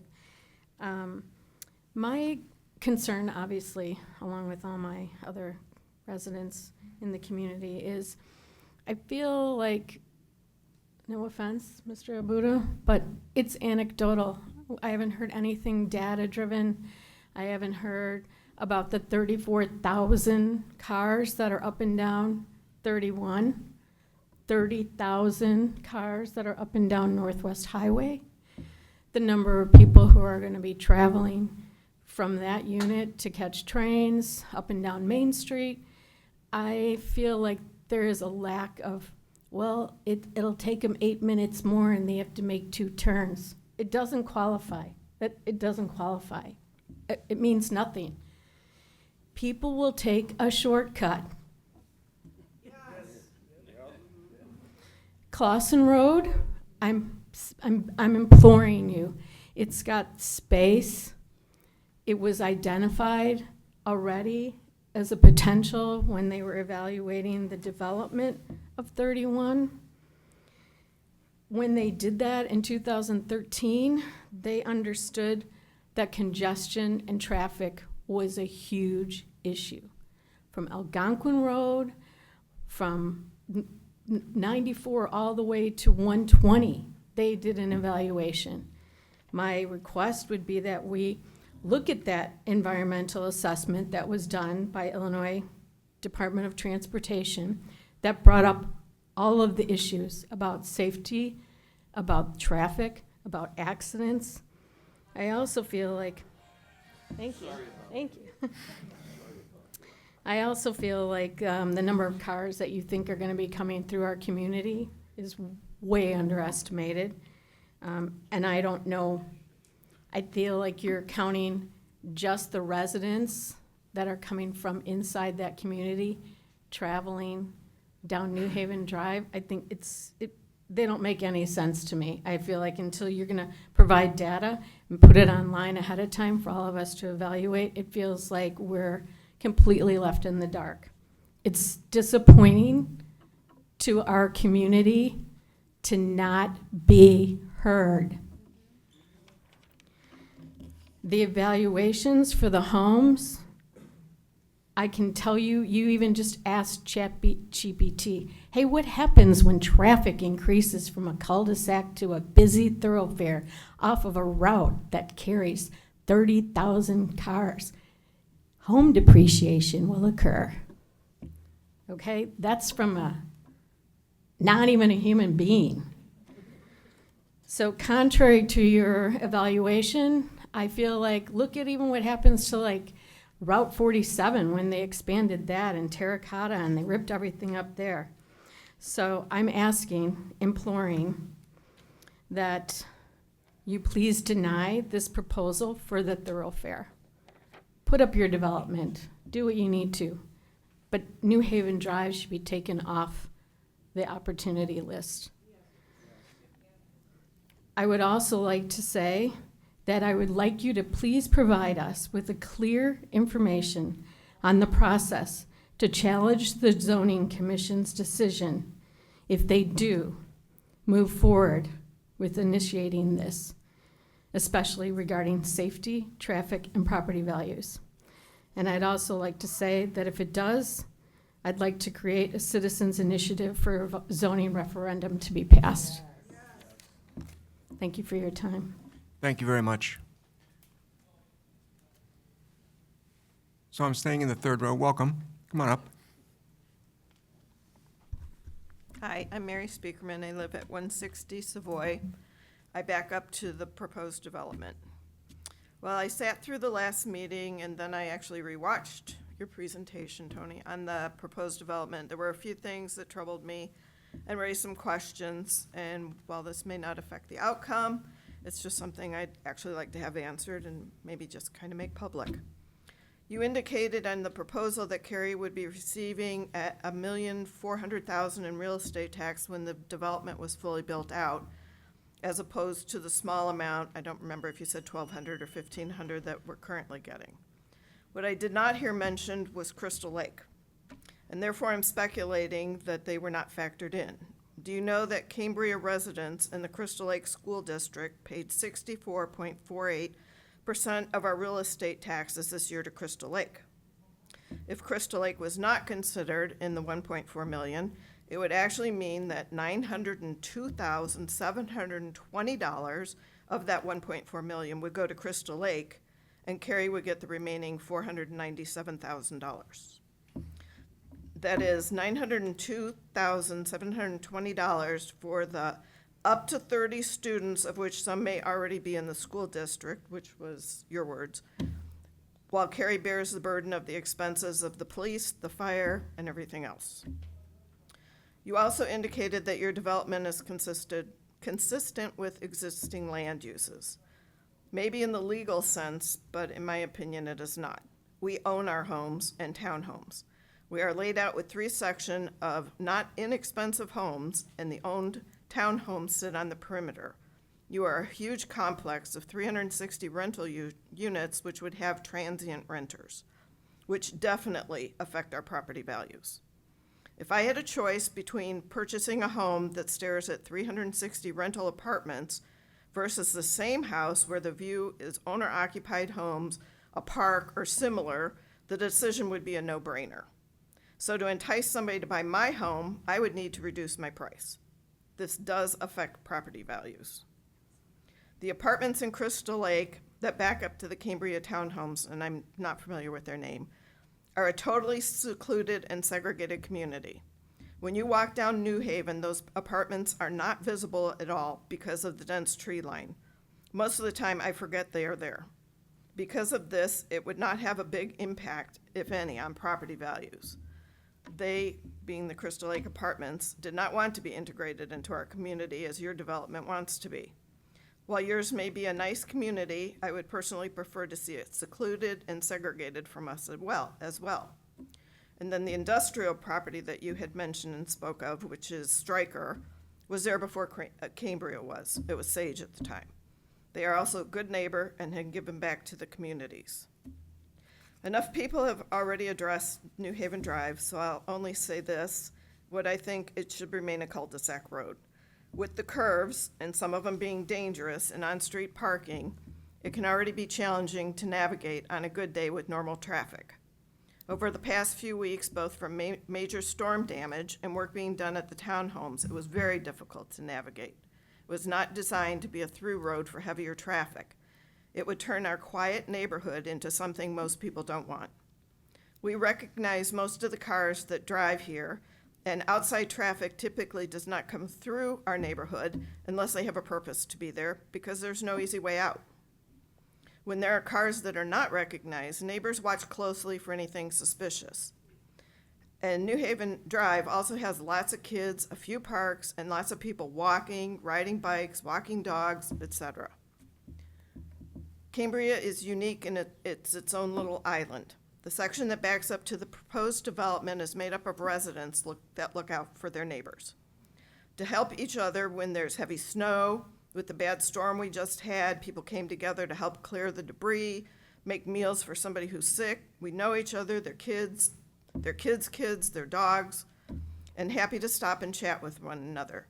By integrating a huge development and opening up New Haven and all the added congestion, you are looking to change the unique dynamics that exist here, and that's sad.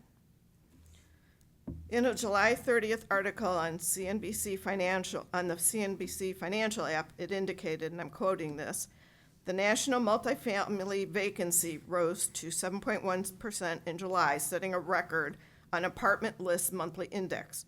which goes back to 2017. The report notes that while the market has passed the peak of this latest construction boom, it is still overbuilt relative to demand. It is also indicated the massive surge of new apartment supply in the last few years is still being absorbed, and that has vacancies rising and rents weakening. Fiduciary real estate developers indicated that the rents for these proposed apartments will be $1,600 to $2,900. What will you do if there's a lot of vacancies? Are you going to rent for pennies on the dollar because something is better than nothing and attract undesirable renters just to fill the units? Because that would be troubling. And what would Cary do to help prevent that from happening? Thank you. Thank you very much. Okay, I'm still in the third row. Anyone else? Welcome. Hi. Hi there. I'm Cindy Deach. I live at 148 Savoy Drive with my husband Mike. We're the far southwest corner there. We back up to the property. Just a quick comment about the road. For me, selfishly, you have no idea how much I would love to just right out to 31. I travel south on 31 all the time. It would be great, but I wouldn't be the only one doing that. So if it were just us, but it's not just us.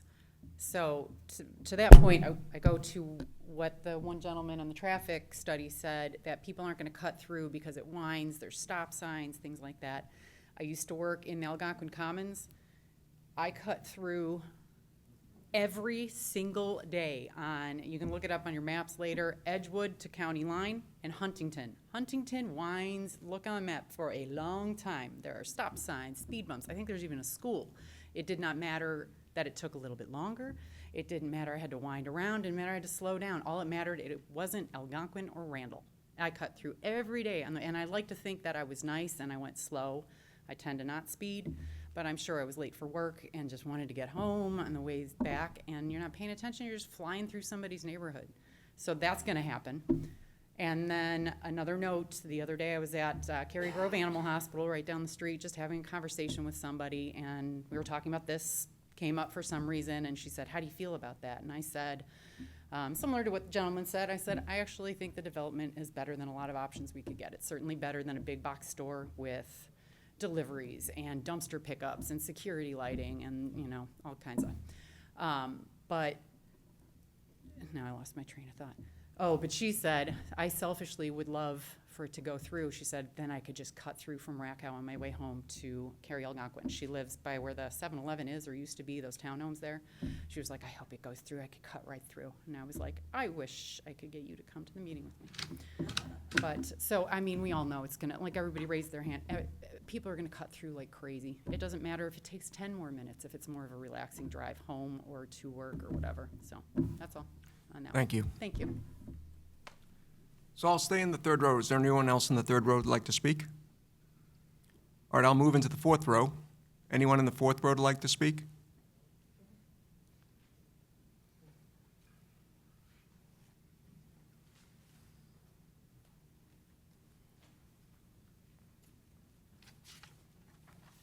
Hello, my name is Michael Morello. I live on 1323 Mulberry Lane. I've got a couple of questions that I'd like to address to the board and to the developers. The first few have to do with the volume studies for traffic, and I think this has been addressed, but have these been done as a function of the time? Living in a time of day. I mean, it's nice to say it takes a few minutes to go from the times that were shown. It was nice that shows the comparison, but what happens at 4 o'clock in the afternoon when the train's going across Route 14 and traffic is backed up on Three Oaks Road to Georgetown? Where are the traffic studies and the time studies that are done there? I think those are critical. The other parts of that, those studies are, what are the traffic volumes, again, at those peak rush hour times on Georgetown, on Industrial Drive, and in New Haven, that show the cutoffs that are already occurring there, that people that are essentially coming down Three Oaks Road, cutting across Georgetown and going to industrial. I think that all of that has to be taken into account to assess the potential for the people that are taking the shortcuts or trying to avoid traffic. The same goes for the westbound traffic. If you go to, trying to get onto 31 from Three Oaks Road at 4:30 in the afternoon, you're backed up almost, way past the Holiday Inn, and it takes 2 or 3 lights to get through. People are gonna take those cutoffs. Along with that, extending New Haven Drive,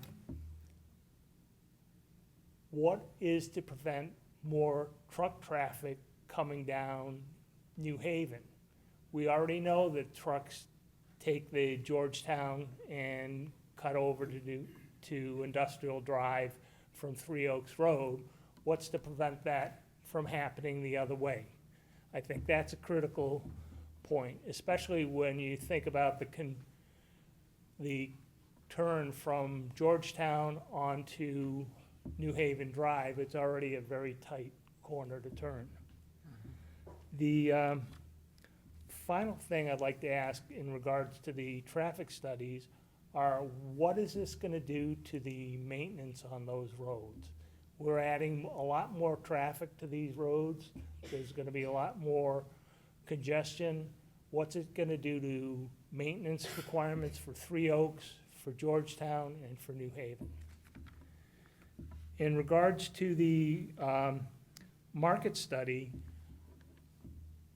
I didn't see any data presented that relates to the single-family homes in the Cambria subdivision. They talked about the townhomes, but no information was provided about the single-family homes. I think that's a critical piece of information that's missing. The other part of that is I don't understand, but I'd like to understand a little bit better how a development with a bunch of structures is going to help buffer noise from Route 31 relative to an open field. That, to me, that statement seemed a little bit confusing. So I think there are a lot of potential challenges and a lot more information that is needed. And again, I would support not opening New Haven Drive. I think we have a nice community the way it is. Thank you. Thank you very much. So I'm still going to remain, I believe, in the fourth row. Anyone else in the fourth row would like to speak?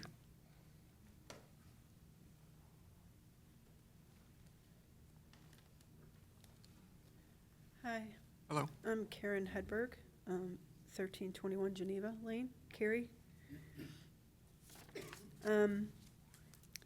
The traffic study did not include any information about Cimarron to Geneva to Collins to New Haven. I would like to know why that wasn't included in your study. This is, again, the main road that goes from Cary-Algonquin Road through. It's the only road that goes from Cary-Algonquin Road through, which Cary-Algonquin Road then connects to the other side of the Algonquin Township, that's the way to come in. You can either come in through 31 that way and then take a right onto Cimarron, or a left onto Cimarron, and then it takes you straight into Geneva Lane, which then you have to cut through to Collins to get to New Haven, which would be the direct route of all of the people who live in the Zone 2 of the diagram that you showed it. In fact, can we get that picture? Can we put that slide up there of the zones?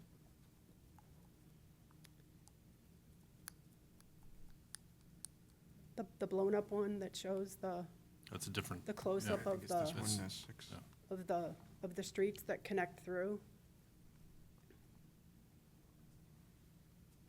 That's the exhibit I have on the slide.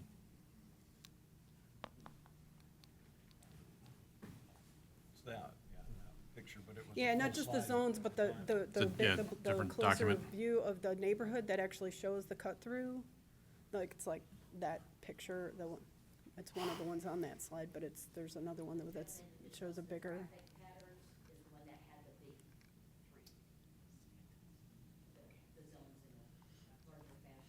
Do we have it? It's in a different document. I So find it. while he's pulling that up, so there wasn't any information about that, and not only, and so that's my question, why was that not included?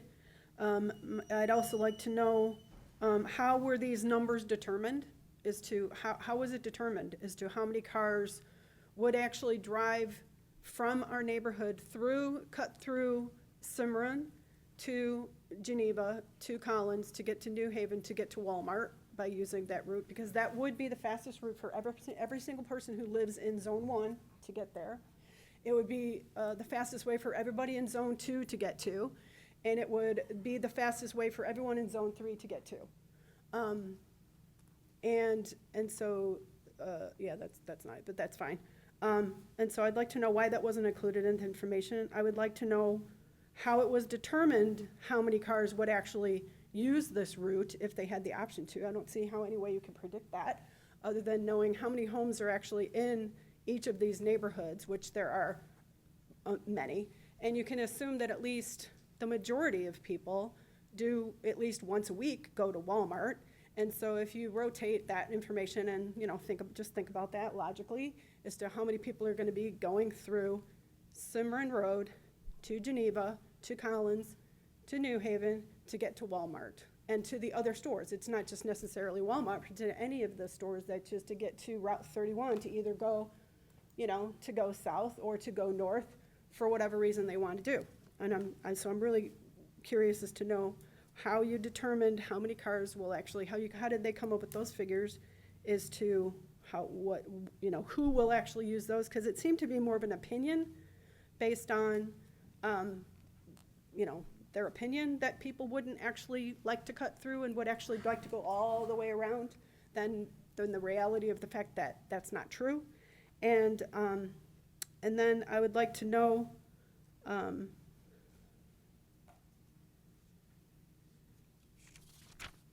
you didn't actually include any time data, and so you said, it was your opinion that people would not want to cut through the neighborhood, but rather go around. But you didn't actually give any time as to how long it would take, or how much time it would shave off of people's, from those different areas of the neighborhood, as to how much time it would save for them to cut through there versus go all the way around to Three Oaks Road, around to Walmart or to any of those destinations in that area. Or the versus of going around to Clausen Road and having to go all the way around that way. Because that would be the way that people would go from Zone 3. They would either have the option to go from around through to Clausen Road, and then there's not to mention all the people that are coming from Route 14, going northwest on Route 14, who right now use Main Street to cut through to our neighborhood, and who then, if they needed to go to any of the shops or whatever of those places, that they would just use Main Street over to Carroll-Gonquin Road and then cut through to Geneva, to Cimarron, to Geneva, which cut through. The point is, if you look at the map, and again, this isn't a close-up of the thing, all of the homes that are in Zone 1 are south of New Haven Road, all of them. The only thing north of New Haven Road is Stryker, and then the above there, where you go over, there's the industrial park, okay? So everyone who is in Zone 1 and in Zone 2, the only people who might still take Three Oaks and go around are the people who are sandwiched in somehow in the area of Zone 2, where it is the industrial area up in there, which there's not really many people over there. It's mostly, there's a little bit on the east side of Carroll-Gonquin Road up in that corner that would still maybe take Three Oaks over, but the majority of people, anyone who is south of New Haven Road is going to take Cimarron Road to Geneva straight through. And so the fact that they didn't even include that in their information is unbelievable to me. You can see that I'm obviously really upset. The thing that I'm really upset about is that hearing the stories of we've just moved into Cary, we've only been here a few years now, hearing the stories from people here and from our neighbors that Apparently, we all fall on deaf ears for the community here, and that Carrie's gonna do what Carrie wants to do regardless of the residents. So that's why I'm really upset, just to hear those voices tonight and people who've lived here for longer than us. I don't understand why there is a need to cut through. They want to build their apartment complex and not cut through New Haven. I don't see why that's not a valid option.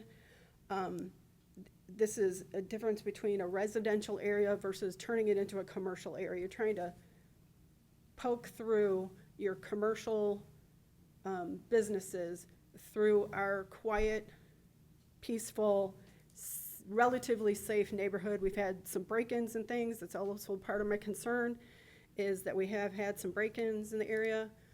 Specifically where we live, 3 houses down on our street.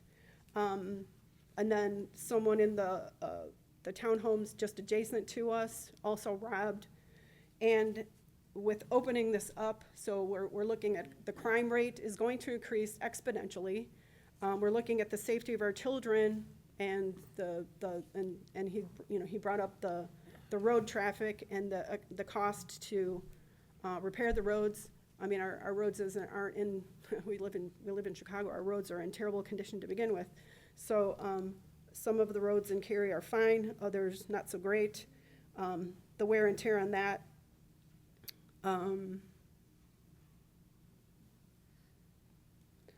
I don't agree, and I'm glad that you brought up the point to ask the questions specifically about the property value. That they did not include looking at the cost basis from the perspective of the traffic through. Yes, just building your apartment complex isn't necessarily going to affect our property values, but having 10,000 cars drive through our neighborhood daily is certainly going to do that. Thank you. Thank you very much. So I think I'm still staying in the fourth row here. Is there anyone else in the fourth row that would like to speak? Please. Hi, I'm Butch Hedberg, 1321 Geneva. I hope I don't repeat a lot of what my wife just said, but we've lived here, like she said, 5 years. Really love this neighborhood. We don't live very far from New Haven, but like she said, there's a cut through that they're not considering. I don't like to go to Walmart because I have to go, I'm even closer than this little snippet shows right here. I have to go all the way around, but I'll do that.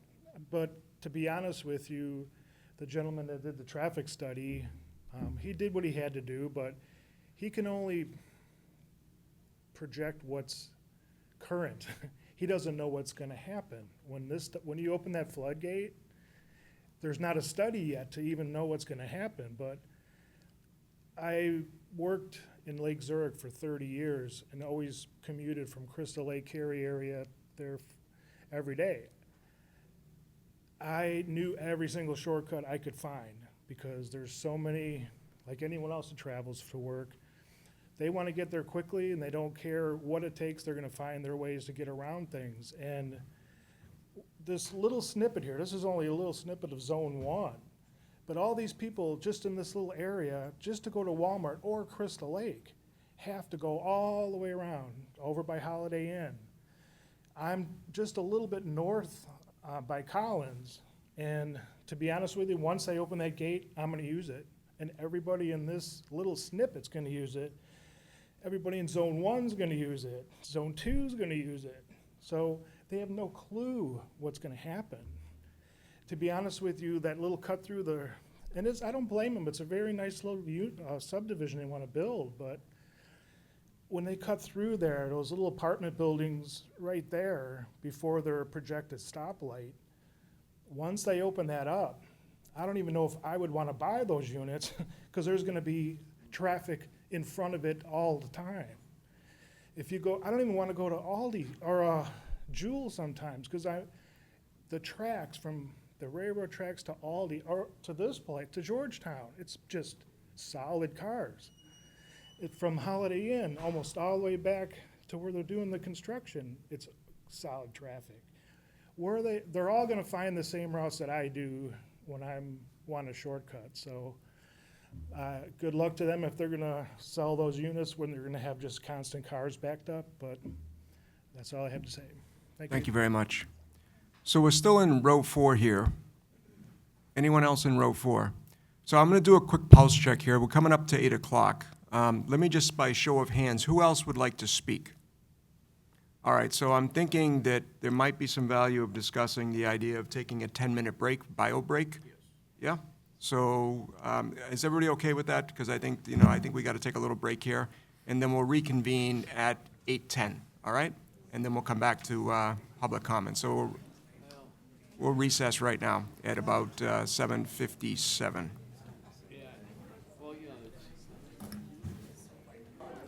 All right, ladies and gentlemen, we're going to come back on the record, so if you please be seated.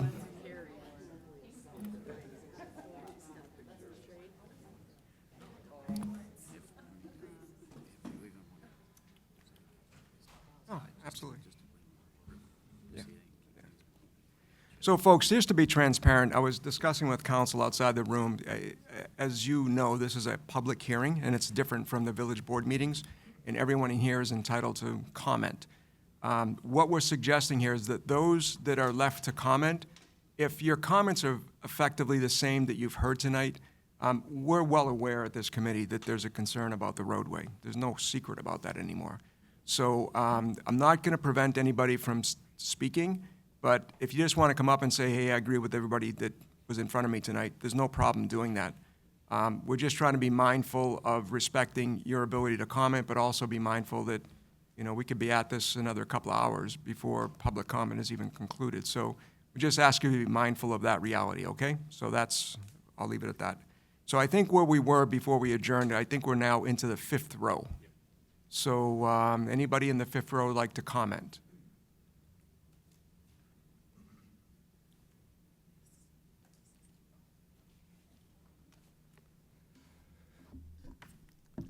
James Voll, 29 Montclair Drive, Cambria, original resident.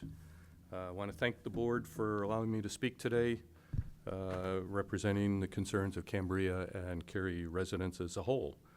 I would like to say the petitioner, from what I thought before I saw it, the buildings are better looking than I expected them to be. I thought they were going to be ugly redwoods or something like that. The petitioner has stated at the last meeting that they say this fits the surrounding area. I strongly disagree with that. Cary has a home ownership rate of 85.7, which only leaves, well, then there's 14.3% that are rentals. Some of those rentals are single-family homes or townhomes too, so it's not much rentals here. Cary has significantly higher home ownership rate than McHenry County, the metropolitan area of Chicago. So, luxury apartments, being that they are luxury, doesn't really fit in with Cary. They also had said that, currently there's only 214 units that are 0 to 1 bedrooms, or 3.3% of what's in Cary.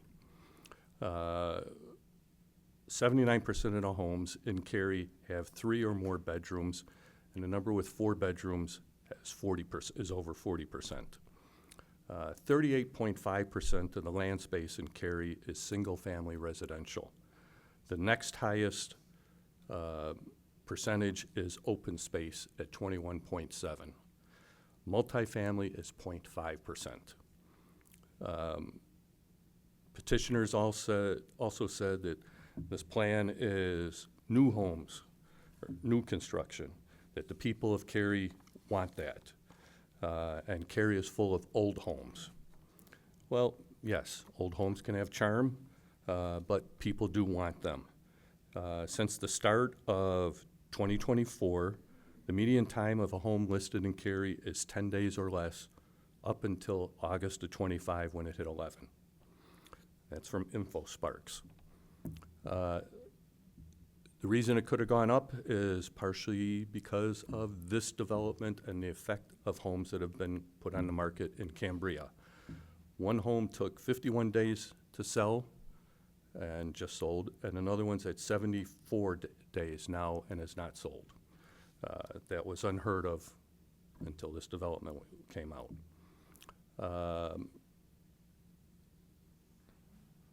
So, you know, the talk of this has already hurt home sales. There's somebody who brought up schools, so I'm going to bring up the schools. Petitioners have said that the development would not add much to the schools, 20 to 30 people. What they failed to tell you is that's per 100 units in the multifamily homes. The National Association of Home Builders, Ion Housing, says 21.9 to 26.3 students per 100 units are added to the grade school district. Their number is, well, you know, a third of that, the historical. Yes, they'll say there are a lot of one-bedroom apartments, so the number is less, but then you have a lot of 2- and 3-bedroom ones. The 3-bedroom ones almost add 20 students per 100 itself. The American Planning Association actually has that level higher at 27 to 35 students per 100 units. These students would go to Canterbury. Canterbury currently has 459 students. The capacity for Canterbury, depending on the mix, is 450 to 490. So it's already could be over capacity if the mix isn't right. One thing is nobody has discussed this with District 47. I have made several calls and talked to many people in the administration and at Canterbury School, and there has not been, they've said they have not heard anything about it. They've only heard about Redwood from this close area. I think you guys should not vote on this until after the school district has had their voice into this. So I think, you know, this petition should go to be presented to the District 47 and allow for their input into it. Another thing is the setbacks. A couple of units have 15-foot setbacks. I have a 2- and a 3-year-old grandson. They can move that 15 feet in a flash. Yes, I'm older. I have to try and catch them. I was an athlete in high school and college. One of the sports was track. I am in 2 athletic Hall of Fames for both high school and college. I'm not saying this to have anybody pat my back or anything. I'm just saying I'm a little bit faster maybe than most people my age. If I have a 2- and a 3-year-old and they go running towards that street at 15 feet, I'm not gonna catch both of them. At 20 to 24 feet, which has been an additional proposal on a couple of the buildings to move those back, I could probably get one, maybe both. At 30 feet, I think I can grab both. To make matters worse, where the shortest distance is on curves. Curves are harder for drivers to see. And so it'll be even more dangerous for the children or anything. Add the vegetation plan, and it shows trees and bushes on those curves in that corner, making it even harder again for the people to see. So therefore, I think building B and G, which is the 2 closest on the curve, should either be removed or cut in half so that you don't have the closeness up to them. Drainage. Petitioners want to produce a mosquito breeding ground, basically, because they want to extend the drainage time to 96 hours with up to 6 inches remaining in it. The Illinois Department of Natural Resources says the cycle time from egg to adults for mosquito is normally 7 days, but under the right conditions can be 4 or 96 hours, what the petitioner wants. Keep in mind that they still want some water in there. If you do cut back on B and G buildings, you can put more drainage basins in, which would maybe help them get to the village requirement of 72. They said that part of the reason for the wanting the extension is because there's been standing water on the land. In their proposal, going back to the 30s, only one of the pictures showed any standard water, or water standing, excuse me. You know, I think they're just trying to use that to extend it so they don't have to put enough basins in.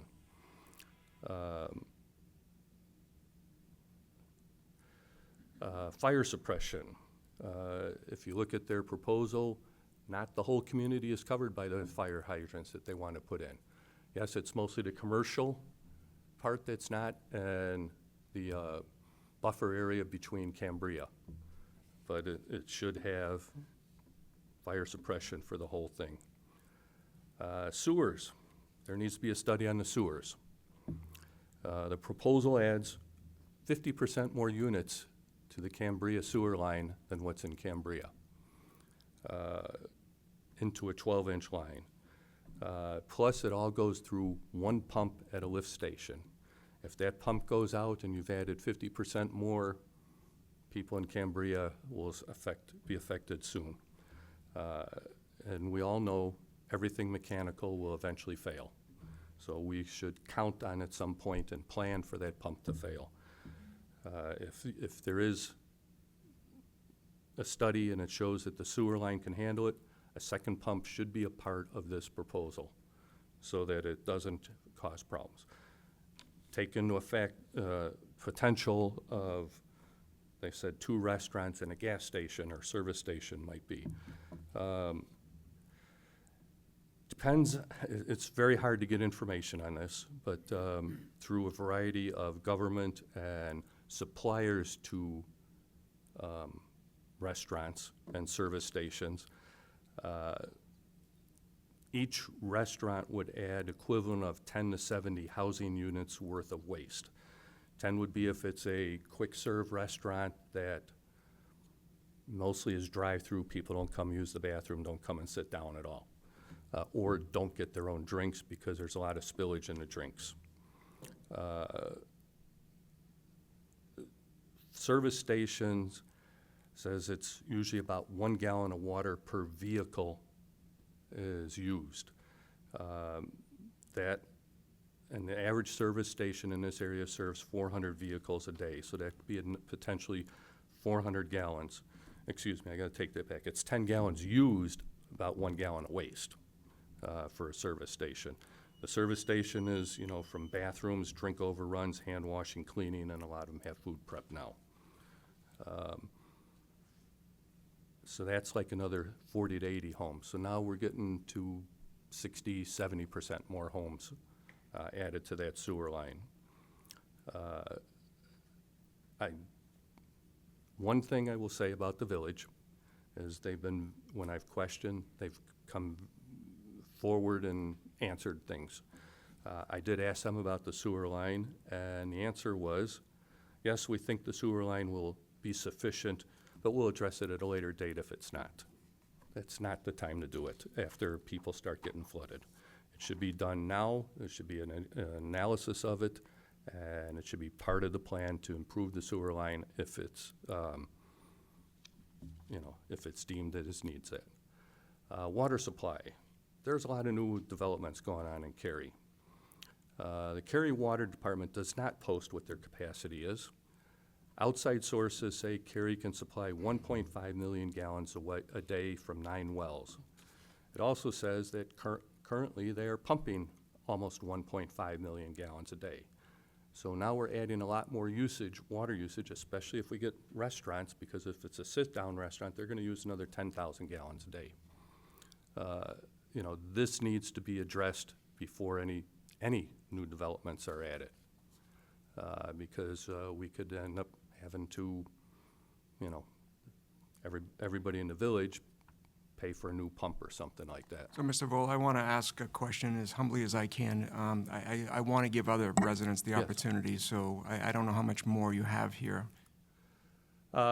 Most of what I have left is about the traffic. I will bring up one thing about it. I will cut out most of my stuff. Google Maps. I drive around Chicago all the time as part of my job. I'm a religious Google Maps user.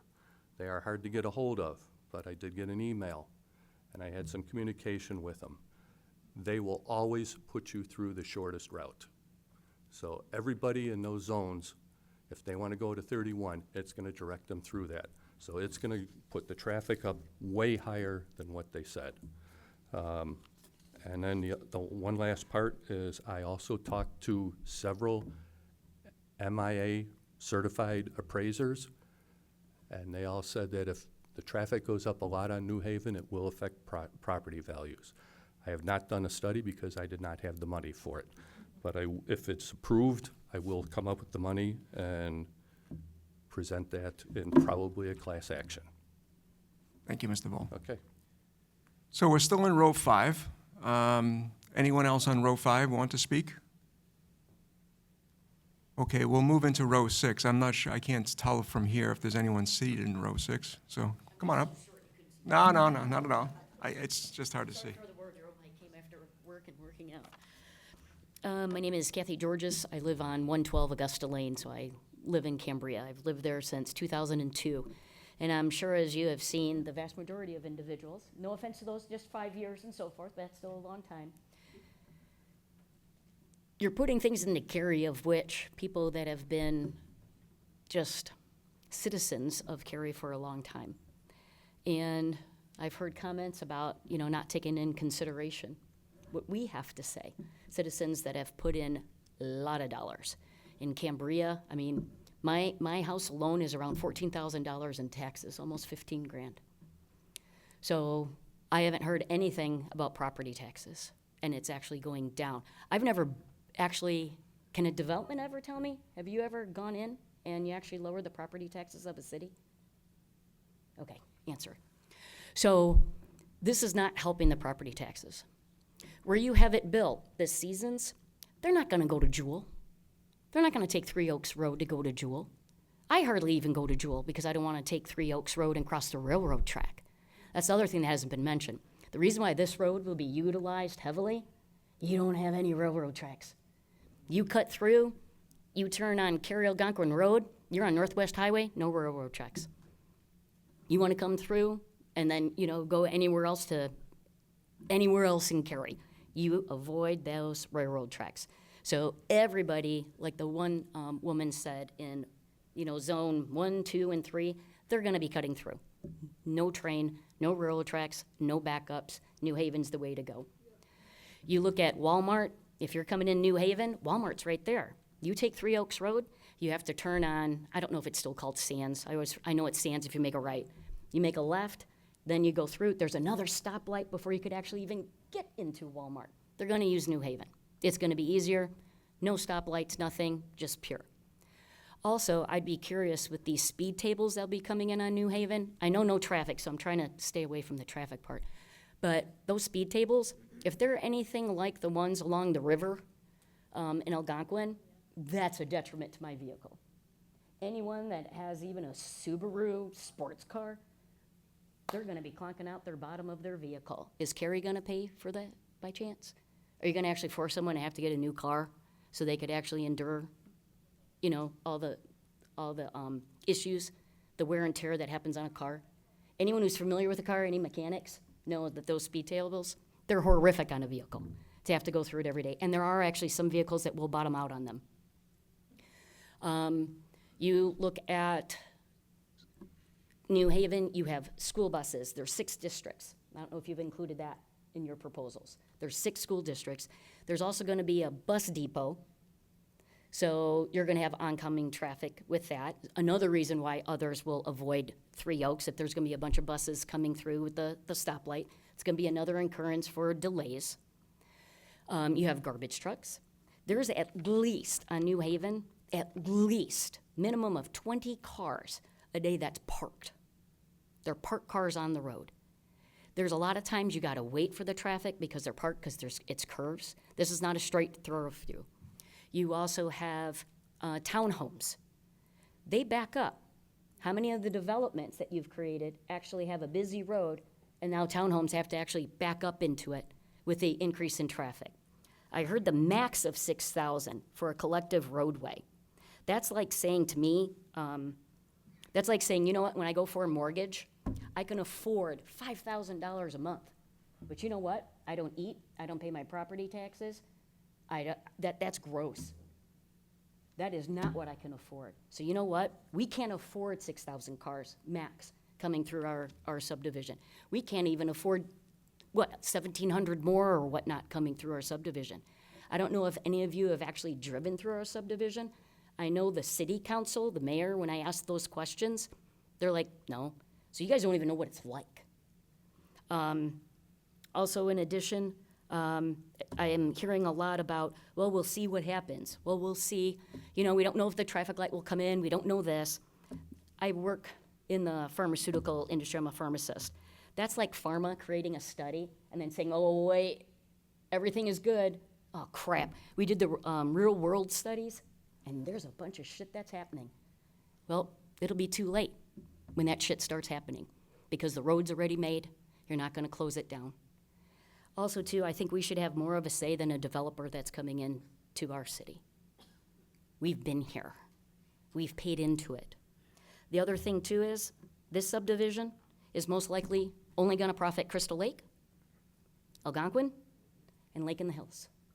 Because if they can have easy access to that 31, they're going to be taking Randall. They're going to be taking 31 to Algonquin Commons. Like the one woman said, you just take Edgewater, and you just go on through. So I'm still trying to understand from a Cary perspective. In that newspaper, it was all about bringing more monies into downtown Cary. If one of these streets connecting to Main Street, isn't Main Street downtown Cary and then Northwest Highway? What's New Haven got to do with it? Main Street, I don't know if you can. How come Main Street isn't going all the way through? Why doesn't that go all the way through to 31? It stops right at the park, the dog park. There's no houses, nothing. I just heard Clausen. I didn't even think of Clausen because I couldn't tell from the development where Clausen Road would be. There's no houses. Why isn't it connecting? Is it because it's Crystal Lake? It's not Cary. Main Street is. Cary said the last time I was here for one of the meetings is that it was supposed to bring in, again, more people to Main Street. There's no parking in Main Street. Now you're gonna have Maplewood people, and then you have that Main Street, and those Maplewood people, they're not gonna go all the way to Three Oaks Road. There's a railroad track. They're not gonna go there. They're gonna cut through. They're gonna hit the industrial drive, and I think there could be 2 roads coming out of Maplewood, not just one. So, Ms. Georges, forgive me. Oh, sure. Yeah, we know this is a puzzle Yeah. on the roadway. We're for sure Well, aware. I'm just Yeah. bringing in the different elements Yep. that, of the roads and then things that they haven't come up with, especially the railroad. That's why a lot of people are gonna go over that. And then I did address the property taxes, and then just the infrastructure alone, you know, police, fire. This gentleman back there should probably be on the zoning board, because he seems to know a lot about what needs to happen if you put such a development in, and the repercussions if you go forward with this.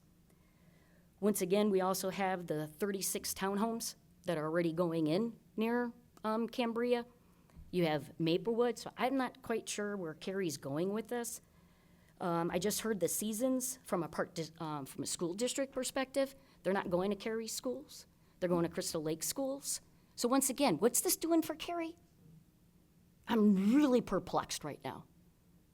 All it's doing is destroying a community that has been there for over 24 years and the extended community as well. For what? I know that when Cambria first went in, we were told that, I'm gonna say to the left because I'm trying to remember my compass here, that, there's gonna be pools, because Cary Park District's really awful. There's gonna be pools. There's gonna be a health facility. There's gonna be soccer fields and softball fields. Cary, with Maplewood, you took away park space. How many softball fields do we have, baseball fields? How many soccer fields do we have? I'm sorry, Crystal Lake is rocking it because of Lippold. They bring in tournaments, and what do tournaments bring in? People, and do people need to eat and drink? What's Cary bringing in? Development. You're not bringing in anybody from the outside to come in to enjoy Cary, and it is a phenomenal community. So I still have no idea where this, I think it was 55 million in the paper about, and that's what we're gonna be getting by putting these things in. I don't see it. Crystal Lake will see it. Lake in the Hills will see it, and Algonquin will see it. Cary doesn't have anything built for people to come in to spend a heck of a lot of money when they're here. All the other cities made those developments. You're taking them away. And that's because I know we have others. I have other things, but that's all I'll say. So other people have the right to talk. So thank you. Thank you very much. So I think we're still in 6 back there. Come on up.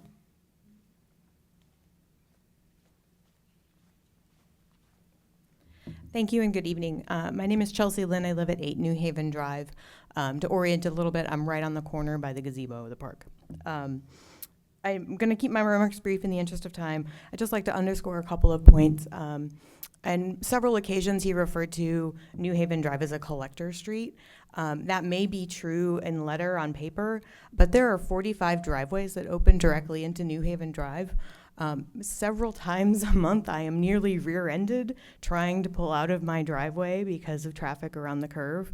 And to respectfully disagree with some of our neighbors here who say we have not been and do not want traffic calming measures, I have been begging for traffic calming measures. Every time a survey goes out, every time there's a forum where it is appropriate to request traffic calming, I have requested traffic calming. Yes, please do bump outs. Yes, please do signage. Yes, please do painting. Please, please, please make that, if this goes through, make that absolutely contingent, not a let's wait and see. Let's make it part of the requirement, and make them pay for it. If they're gonna bring this to us and put this on us, we don't need to pay for it. I question the validity of the property value analysis that was presented. 3 data points is not a full data set. I would love to see more in that. That's something that I could do in about 15 minutes on Zillow. I really have concerns that that is not an accurate depiction of what's happening or what could happen. It hasn't been mentioned much, but I have concerns about the drawdown on the retention pond. That's just a swamp waiting to happen. Please don't approve that. And I have, honestly, I have concern about the viability, of such an expensive development. Every day I commute past the concrete cathedral in Fox River Grove. It's an eyesore. It's sat there. Nobody has interest in developing that property, and there's got to be a good reason for that. Why are we trying to put this really expensive housing in when there's clear examples of other people failing to do similar projects right next door? That's all I got. Thank you very much for your time tonight. Thank you very much. So is there anyone else in row 6 that would like to speak? Okay, I'll move into row 7, if there's anyone seated in row 7. Please.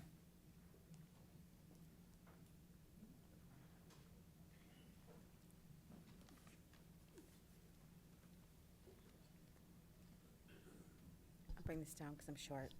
Jenny Palumbo, 1387 New Haven Drive. I'm still very upset about hearing this last meeting, that the developer stated they needed New Haven open to make their development more desirable. I have a problem with that. You want to make your God, I'm just so upset thinking about it. New Haven should not have to be opened to make a development more desirable. New Haven is a community, little happy-go-lucky neighborhood. I mean, everyone's friendly. We have different things that we do in the neighborhood. Opening it is a huge mistake. And then there's the parking. I'm part of the townhomes. A lot of times when we do different things for the townhomes, we have to have, everyone has to park on the street. When you take away parking, that street's gonna be lined with cars of 6, 7, or 8 units. We have 45 buildings. Each building, let's say, has 2 cars. If they have to be on that road, there's not gonna be any parking if you're gonna take parking away. Especially for the middle units, the Hanberries, they have 2 spaces, that's it. If they have guests, where are they gonna park? If you're gonna start if they have a party and you're gonna start taking away parking on New Haven. I don't agree with taking parking away from New Haven. That's all I have. Thank you very much. So I think we're still in 7.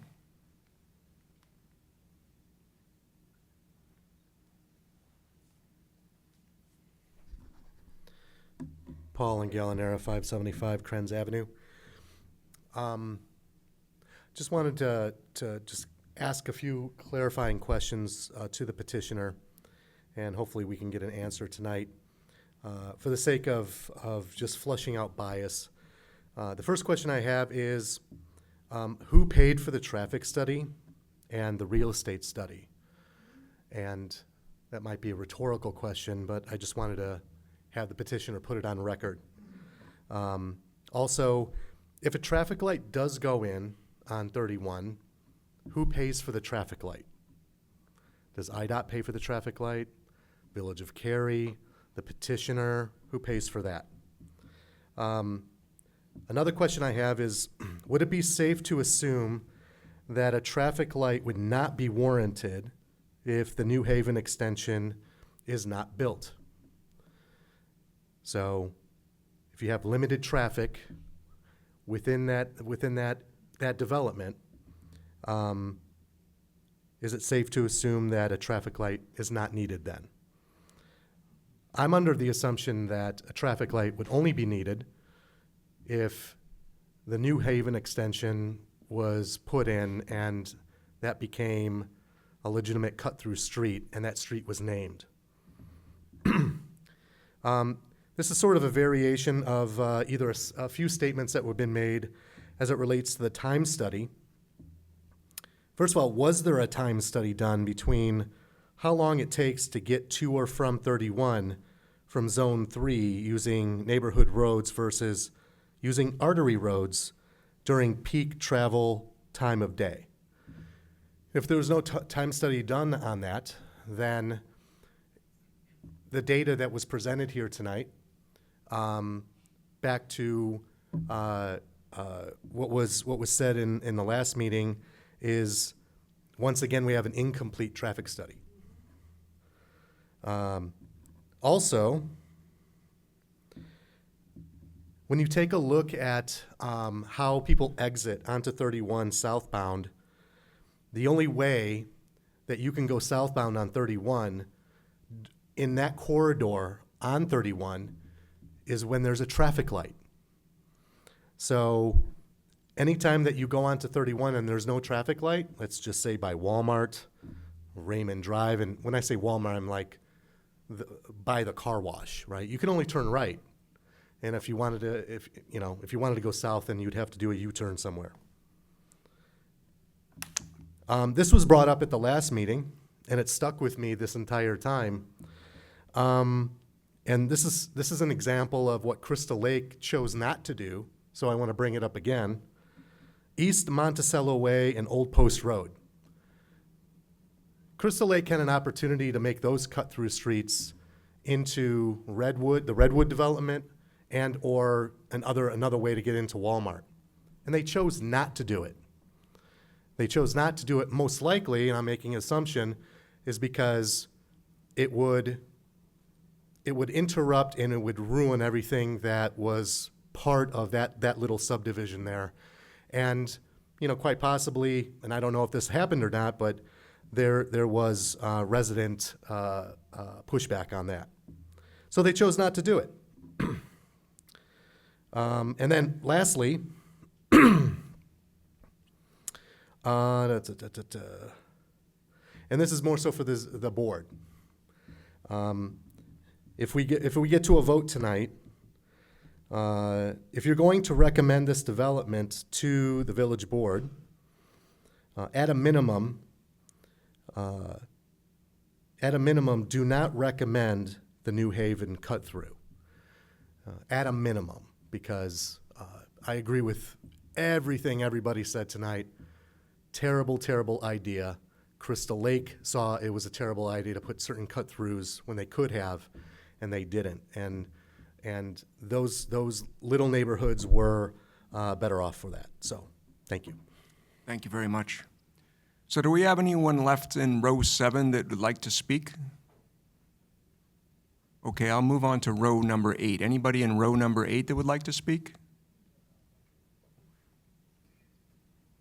Welcome.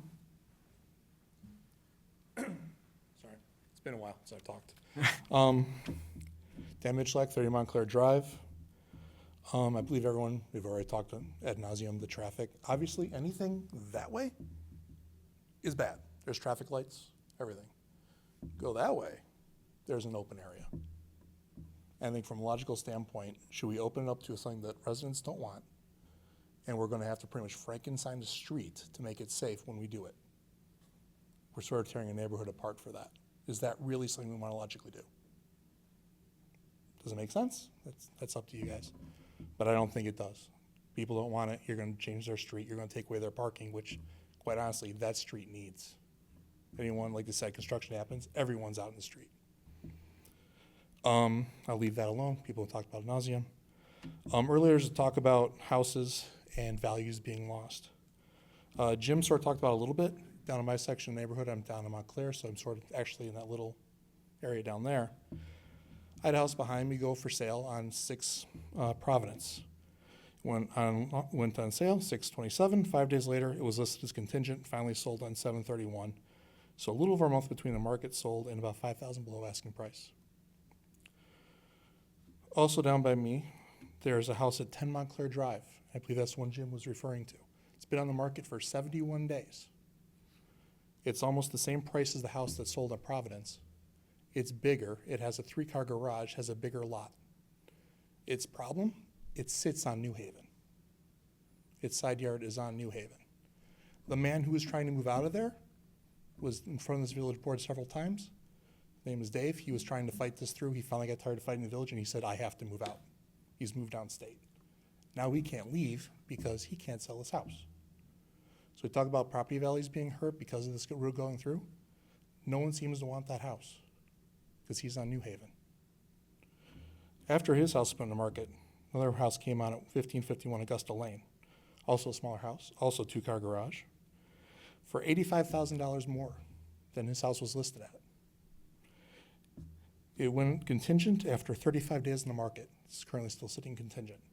So houses that are way over his house, that are smaller lot, smaller garage. Granted, house is beautifully done, but it's gone for sale and it's jumped over his house at a cheaper price. So we talk about property values going down and whatnot. That I think is a fairly good way of looking at it. Granted, it's not a huge property sample or anything, but that's what we're sort of looking at. If you ever look on this side of the street to Georgetown right now, on Zillow, there's one house for sale. It's his. Everything else is blanked out. You'd have to go one north to where they're putting the bus thing, or south in the Fox Trails. Everything west of Fox Trails right now on Zillow is sold but his house. I think that's a pretty good example of what people are looking at. I've also had a chance to go through several of your meetings prior to this, which, by the way, I'm not sure what happened, but the meeting prior to this on the 17th, if you go on the village website and go to watch that, it's gone. I don't know what happened. It said the person who posted it took it down. So I'm not sure why that's down. But I was able to look at all the other videos and see what else is on New Haven. Of interesting, on March 13th, there's a zoning meeting, and about 1:30 in, there's something about most sheltered neighborhoods on there. And I stopped and reread that a couple times because while traffic shouldn't be accepted for most of these, something about most sheltered neighborhoods can be considered for traffic by court case. We've been sheltered, I believe, for 24 years. So I don't know if that comes into account here. but I think we should think about that. Finally, also, I read through the 2015 plan. I've done a lot of research. On page 26, there's a phrase in there saying, while the village has attractive downtown and sizable employment base, Cary's quality housing and neighborhoods represent the foundation of the community. Throughout the planning process, members of the community stress the importance of maintaining the village's established neighborhoods and preserving the quality of life of most residents. That's in the 2015 plan. I think, are we following that with doing this right now? And quite frankly, I think most people are fine with this development. But if you follow that map up there where that cul-de-sac ends, a lot of this problem goes away. Thank you. Thank you very much. So I think there was someone back in row 8 that also wanted to speak. Please, come forward.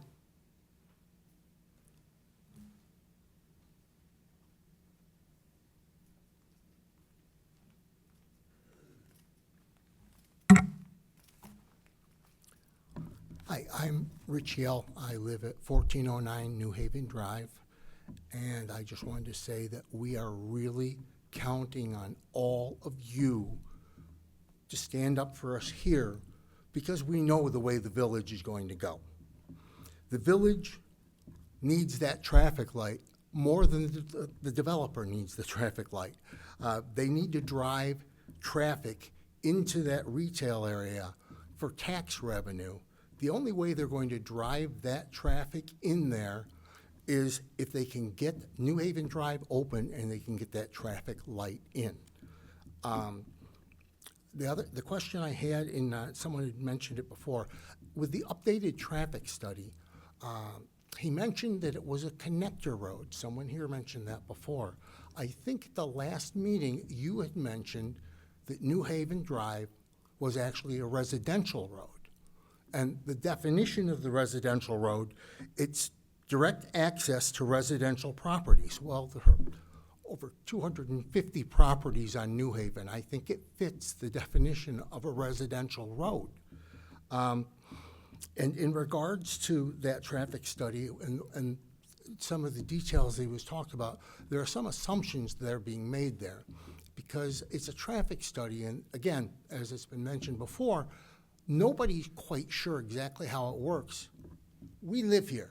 You've been hearing from everybody. Now, when they put in the extension to the access road for Maplewood onto Industrial Drive, do you really think the people are going to take a right and cut to 14 and then go over to Three Oaks Road and hope they don't hit the train and take that way to head over our way? Or do you think they're going to cut through New Haven Drive for not only Rackow Road, but Walmart? All of them are. At the last meeting, you specifically brought up the shortest distance between 2 points is a straight line.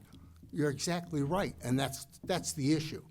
We know where these people are going to go. We know who's going to take those shortcuts, and I'm sure you do as well.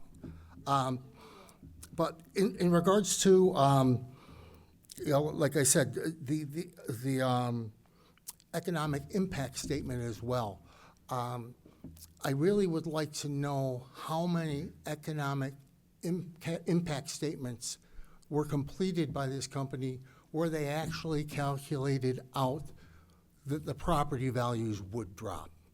Because we know that's going to happen. But I guarantee you, because of the fact that, again, as someone asked here earlier, who actually paid for these studies, how many times have they actually come up with somebody that said the property values are going to drop? We know they are. And that's all I really had to say. Thank you. Thank you very much. So I don't know if I'm in the last row back there, if row 8 is the back row. So is there anyone back there that wants to speak that hasn't had a chance to speak? Sure, come on.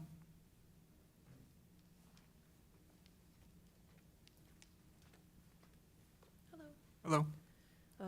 My name is Erin Moore. I live at 1353 New Haven. I'm going to address some things that I haven't heard other people address, but I'm going to leave everything else as it is. So first of all, I just want to say that I grew up on a road that would be like this. I grew up on Indian Trail out in Lake in the Hills, and it was a residential street that was opened up to 62, and then it led to, at the end of the street, there was a police station, funnily enough. But you take a right there and just follow that around, and it ends up leading to Randall, to Miller and Randall. It's okay. It's not the worst place to live or anything because of that. However, there were a lot of problems when I was growing up with that being that way, specifically because people would come in from a much busier, much faster street and end up just flying through the 25 zone. Just absolutely, doesn't matter that there were hills, that there were blind turns, that there were bushes and trees blocking vision. Nobody cared. So, although I am both for and against some of the things that would be implemented for New Haven in this, for dealing with speed and traffic, I don't think it's necessarily going to help too much because of that street that I grew up on. Just people would come through going 40 miles an hour, not able to see anything because there's no lights on that road, blasting music, 4 in the morning, didn't matter. Some people are just gonna not care. And like me personally, if this happens, I would probably end up using it to get to Walmart, to be honest. Much like I think the first or second lady said, it would be useful to me. However, the detriment to it is in part the fact that there are situations that come up on this road that we all live on, such as, for me personally, because I live in the HOA area, people have to park on the street every year pretty much. There's a whole bunch of people, everybody has to take the cars, put them on the street because they're doing roofing, re-asphalting, they're doing something with the balconies, they're doing something. And you have hundreds of cars out on the street for hundreds and hundreds of feet. And if you were to take away parking on one side of the street, that would stretch even further. Like the whole first curve on the right side would be fully taken up by people just having to park on the street, which is a crazy thing to ask people to do because of the fact that there are some people who are very old, there are some people who are disabled to some degree, or people just get hurt. Like, I ride a motorcycle. If I get a broken leg, it's gonna be real hard to walk that distance doing anything. It'd be real hard to ride a motorcycle in the first place. But nonetheless, the fact of the matter is that people aren't, the road is not adequately made to add on this extension for the people living there. If it was possible to, instead of cutting into New Haven, cut into that road that is between Walmart and the Central Park Place Commercial, I think that's what that says up there, that would be better. Personally, that would be better for a lot of us. As it is, I know that's not the plan. I know this plan might already be something that is essentially decided on preemptively before even this meeting happened. However, that would be great, having it go that way instead. On top of that, if this road is opened up to that development, I would highly, highly recommend that the mailboxes honestly be changed to the other side of the road because people then have to cross all of that traffic to get to their mailboxes. Which, if, again, people are speeding and everything, kind of scary. Don't personally like that. You will end up having a lot of people come through that are not local to this area in winter. Whether they're speeding or not, they're not going to know the curves and turns. You may end up with people in the pond. You may end up with people hitting other people's cars, the trees, the mailboxes. All of that eventually just kind of adds up to more resources from the Cary itself, from the village, as well as the police for having to deal with that, which I don't really want to put that strain on this village or the people in it. And then the last thing is the drainage. Second to last thing is the drainage. That one large drain area right next to the park, I think that one might end up actually being a bit of a problem for the park itself, for Hoffman Park, because of the fact that it has to drain out, which means it's going to end up going under and likely end up in that water that is Hoffman Park. However, the space between that drainage and Hoffman Park does mean that it will slowly and eventually erode away underneath that path and those trees to get there. And that may eventually become a future problem, which I don't like because I like walking around that path. I don't want to have to walk through mud, and I don't want to have to walk through some weird divot that happens, or have things have to be remade, or trucks pulled in with dirt. Whatever it would be to fix that, I see that as a future problem. And then as my last point, apparently the company itself has a Better Business Bureau rating of D-, which as a single point is very concerning all on its own. And that's everything. Thank you Thanks for very letting me much. speak. So I think we've covered all of the public comment at this point, and so I think what we will do now is that, Mr. DeRosa, I know there's a number of comments, questions that have been posed of yourself.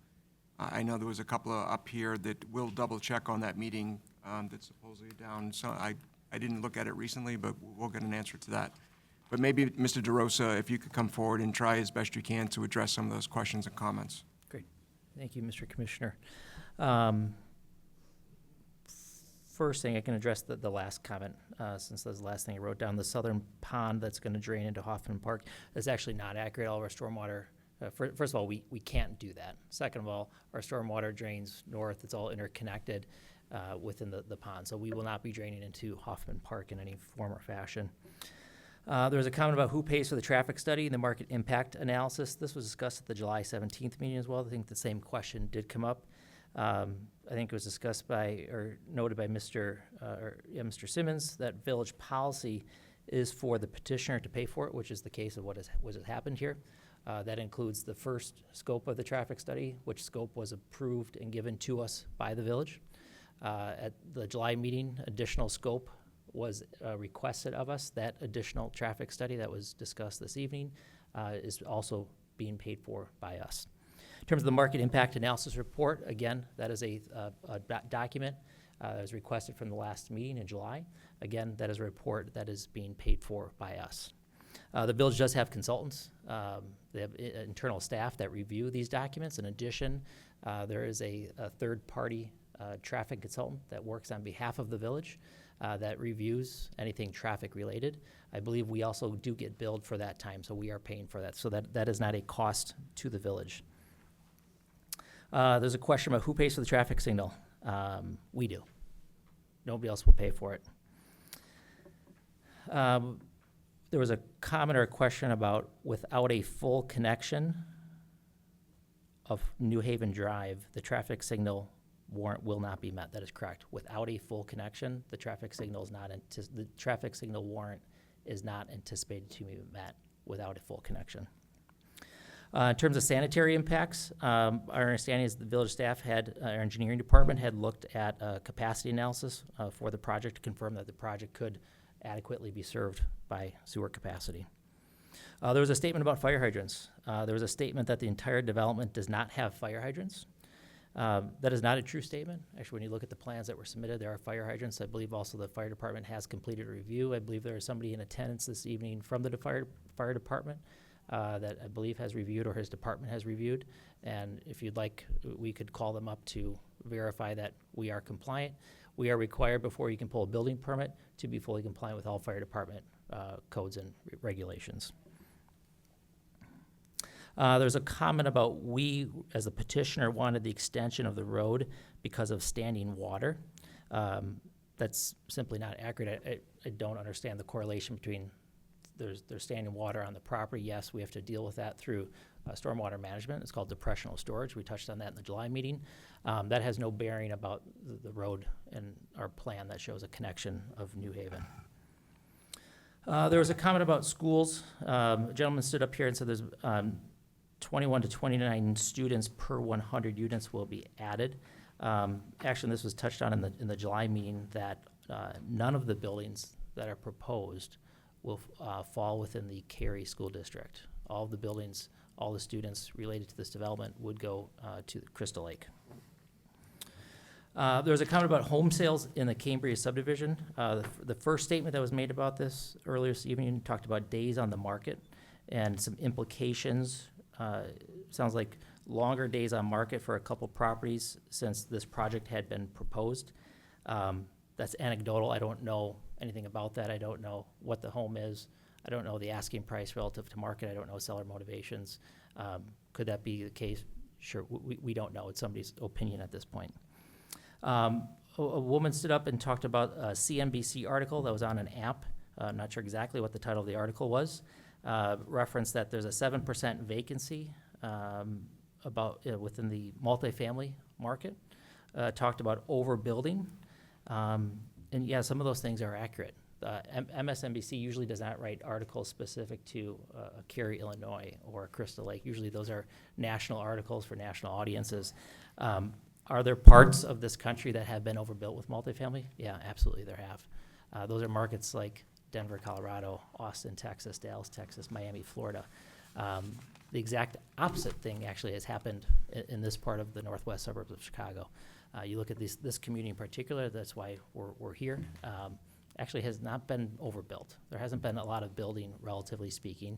And vacancy rates in this market are not 7%. They're actually closer to 3 to 4 or 4.5%. But yeah, there are some national overbuilding trends that have happened, but that is not the case in this market. There's a comment about uses within the proposed development, whether they're consistent with proper uses in the area or not. Our statement that we've made is that within the area itself, the uses that we are proposing, you can find our uses. You can find apartments. You can find the Springs apartments north of the Cambria subdivision. You can find retail. You can find retail just to the north with the Walmart. So while we don't have single family, our uses are consistent with what is in the area.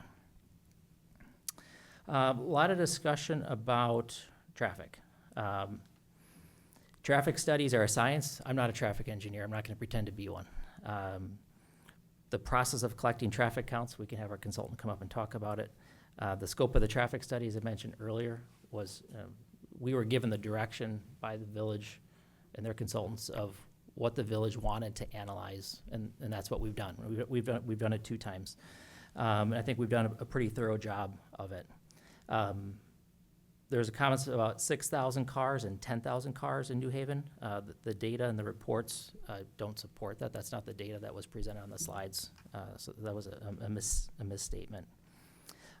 There's a comment about traffic study implying that it's very anecdotal and that there's really no data in any of the traffic study information that was provided, and that the traffic study, what's the status of this traffic study? It was posted online with the agenda, with the full packet, in addition to the market impact analysis report. All that data is available to the public. My understanding this evening is that the village's traffic engineer, H.R. Green, is in attendance this evening. My understanding is that they have been involved in this process. We've received some comments from them related to our initial report that we submitted earlier in the year. My understanding is that they have reviewed and provided comments on the updated traffic study that were shared with us in a memo I received from Mr. Simmons.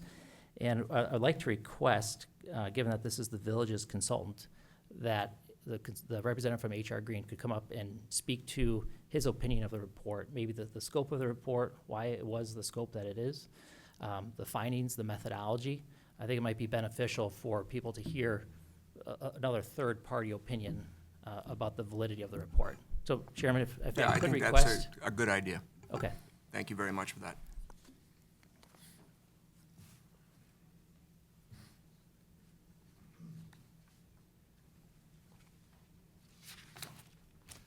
Good evening, Board. My name is Ted Yelton. I'm with H.R. Green. I am a traffic engineering consultant hired by the village to review the traffic studies, perform an independent review separate from what the village staff has done. So, yeah, the scope was determined by the village in the initial scoping meetings, and then I was brought on board to review the initial traffic study. So I reviewed what was submitted before the previous meeting, and I had a number of comments for the consultant, the developer. Most of my comments were related to traffic on New Haven Drive, similar to the theme tonight here. Most of the comments are about traffic on New Haven Drive. I wanted to just make sure that the study was accurately capturing the redistribution of traffic that might head towards 31, traffic coming from the neighborhood to the new development and to Walmart and so on. So I made several comments about that data that was given to the petitioner. The revised and expanded scope traffic study did address these comments that I made. I would say that the traffic study, the revised and updated traffic study was done consistent with standard practices in traffic engineering. The methodologies and assumptions I felt were appropriate. There were a lot of comments here about how a lot of you would probably use New Haven Drive to reach the Walmart and go south on Illinois 31, and those types of things are what was addressed in the revised and expanded traffic study. So I do believe that those concerns were addressed with the revised and updated traffic study. I do believe that the traffic study was appropriate, and I think that it was, as I said, consistent with standard practices in traffic engineering. So with that, if there are any other questions that I can answer, I would be happy to. No, I guess not. Thank you, So, Mr. thank you. Thank you, Mr. Shelton. Are we allowed to ask a question to him? Well, all right, we haven't closed, so then you're gonna have to come forward. I'll try to keep an open mind about this, but I was just gonna ask if we were gonna close public comment. Ted, did your traffic study include traffic from 31 and Northwest Highway, traveling both directions? In zones, all three zones and through Geneva off of Collins? So my understanding of the traffic study, what I reviewed, is that all the data was based on the existing travel patterns, the traffic counts that were collected at each of these major intersections during the morning and evening peak hours, and that it does consider traffic that is coming from Illinois 31 into the neighborhood. It does. Yes. So this is traffic that would. It's in writing in the docket. Well, it's in the calculations. Is it in writing in the docket that Route 31? Is it in writing that there's a clear understanding of the traffic from 31 and Northwest Highway listed in the traffic study? So there aren't specific numbers saying, 20 cars from Illinois 31, or if that's what you're intending, but it uses the existing traffic counts there, which are all listed in the traffic study. It shows how they are distributed, where they're going to and where they're going from. So it does account for traffic that is going to be coming from the arterials onto New Haven Drive. Okay, so thank you. Let me, did you want to come back up, Mr. Drew? Okay. These are my final comments. Sure. Thank you, Mr. Chairman. A couple of things. The facts here are the village comp plan contemplates a New Haven connection. That's in the document. When we were before the village board in December for just a conceptual review, the board had shared with us the desire and the importance that they saw in having commercial as part of this overall development. We know that commercial is better with a traffic signal. I don't think you can dispute that. And yes, there will be more traffic. That's a fact.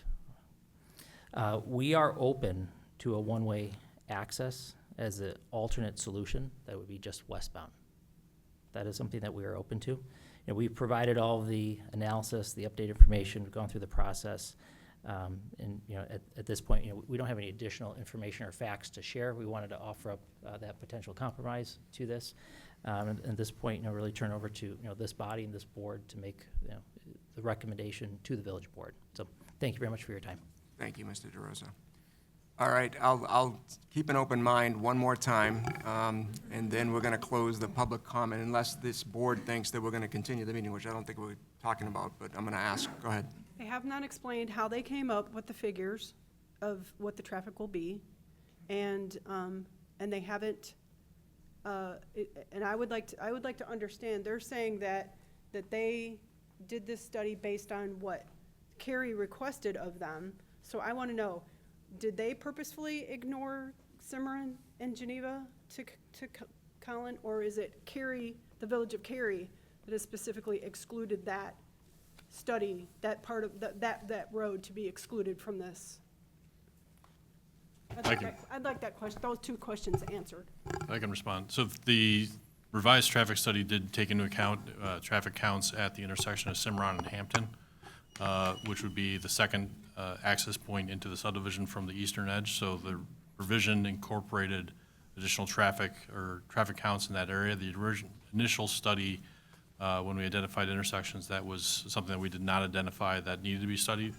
But as our engineering consultant helped with the review process of the first analysis, we determined that was an area that needed to be reviewed as well. So that is incorporated into the revised study that was presented on September 2nd.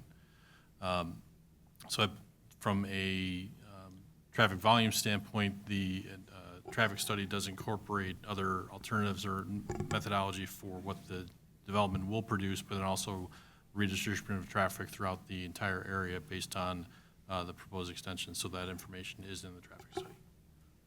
Thank you, Mr. Simmons. So, folks, before I close the public comment, I just want to double check with the ZPA commissioners here. Do you see any reason to extend this meeting to a future date and time this evening? No.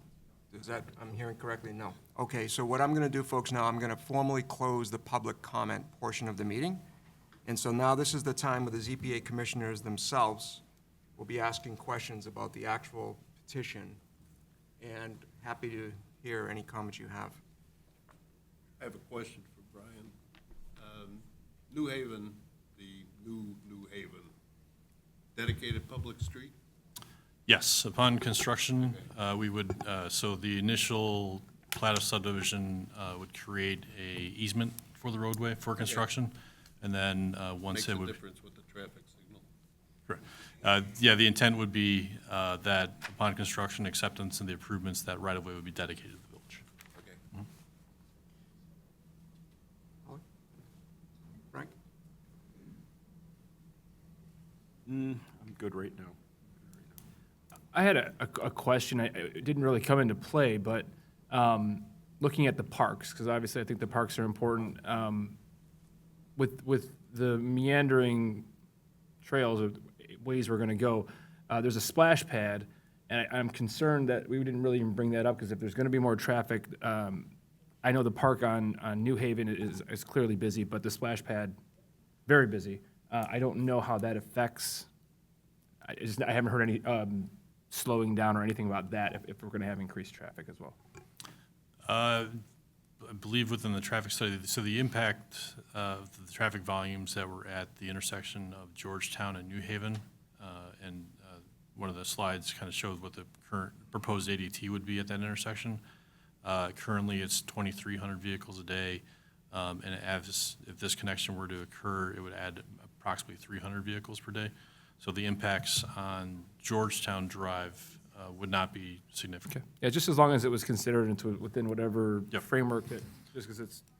Yeah, the primary area of influence for the subdivision, the connection, obviously is New Haven Drive. Yep. And that's where the traffic calming measures that are proposed are specific to New Haven Drive, because that's where the area of influence for the development would be. Georgetown and Cimarron, which are by the splash pad, currently have some traffic calming measures with the pavement striping there. There wouldn't really need to be additional markings added. And then, if anyone has that answer, how many parking spots were we taking away? I assume we're taking away spots where we're coming out. I didn't count them, but I don't know if I remember that off the top of my head. On the New Haven? On New Haven. To be determined what that would be. Okay. So certainly the options that we're looking at would be to try to maximize the number of parking spaces that would remain if there's traffic calming measures implemented. Obviously, with the townhomes, the majority of the driveways are on the western axis of the western side of the roadway. As you are behind this Stryker facility, they're on the south side. So depending on how traffic calming measures would be implemented, there may need to be lane alterations or shifting from the standpoint as you go through the subdivision where parking would be. But with the location of fire hydrants would be reviewed, the mailboxes, and then those driveways would also be considered for maximizing parking. Okay, thanks, Brian. Anyone else? I guess all I had really is, it's a lot to take in, but I will, I will make a comment to the audience. Someone had made the comment that, what do we do to challenge the zoning board's decision? And I think that what really needs to be understood is what we do as a board, and what we do is a recommendation to the city council. So what do you do if we vote that we're gonna make a positive recommendation? What do you do if we say we're gonna make a negative recommendation? What do you guys do from here, depending on what we come up with tonight? You have to go to the city council. You have to fight this at that level, because that's who makes the final decision on this. We're just a recommendation body.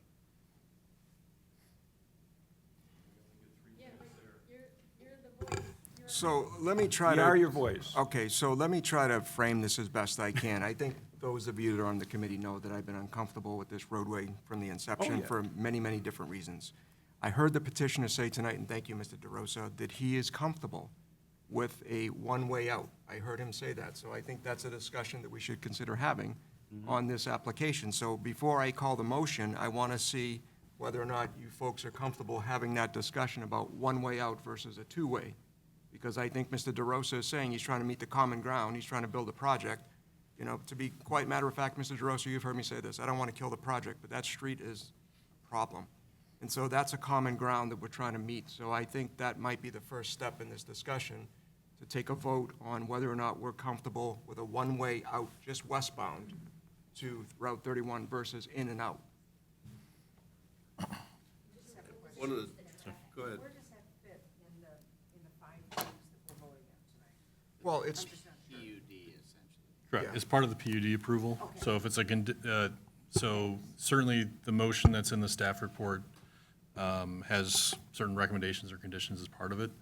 Obviously, this board has the ability to add any conditions that you would recommend as part of that motion.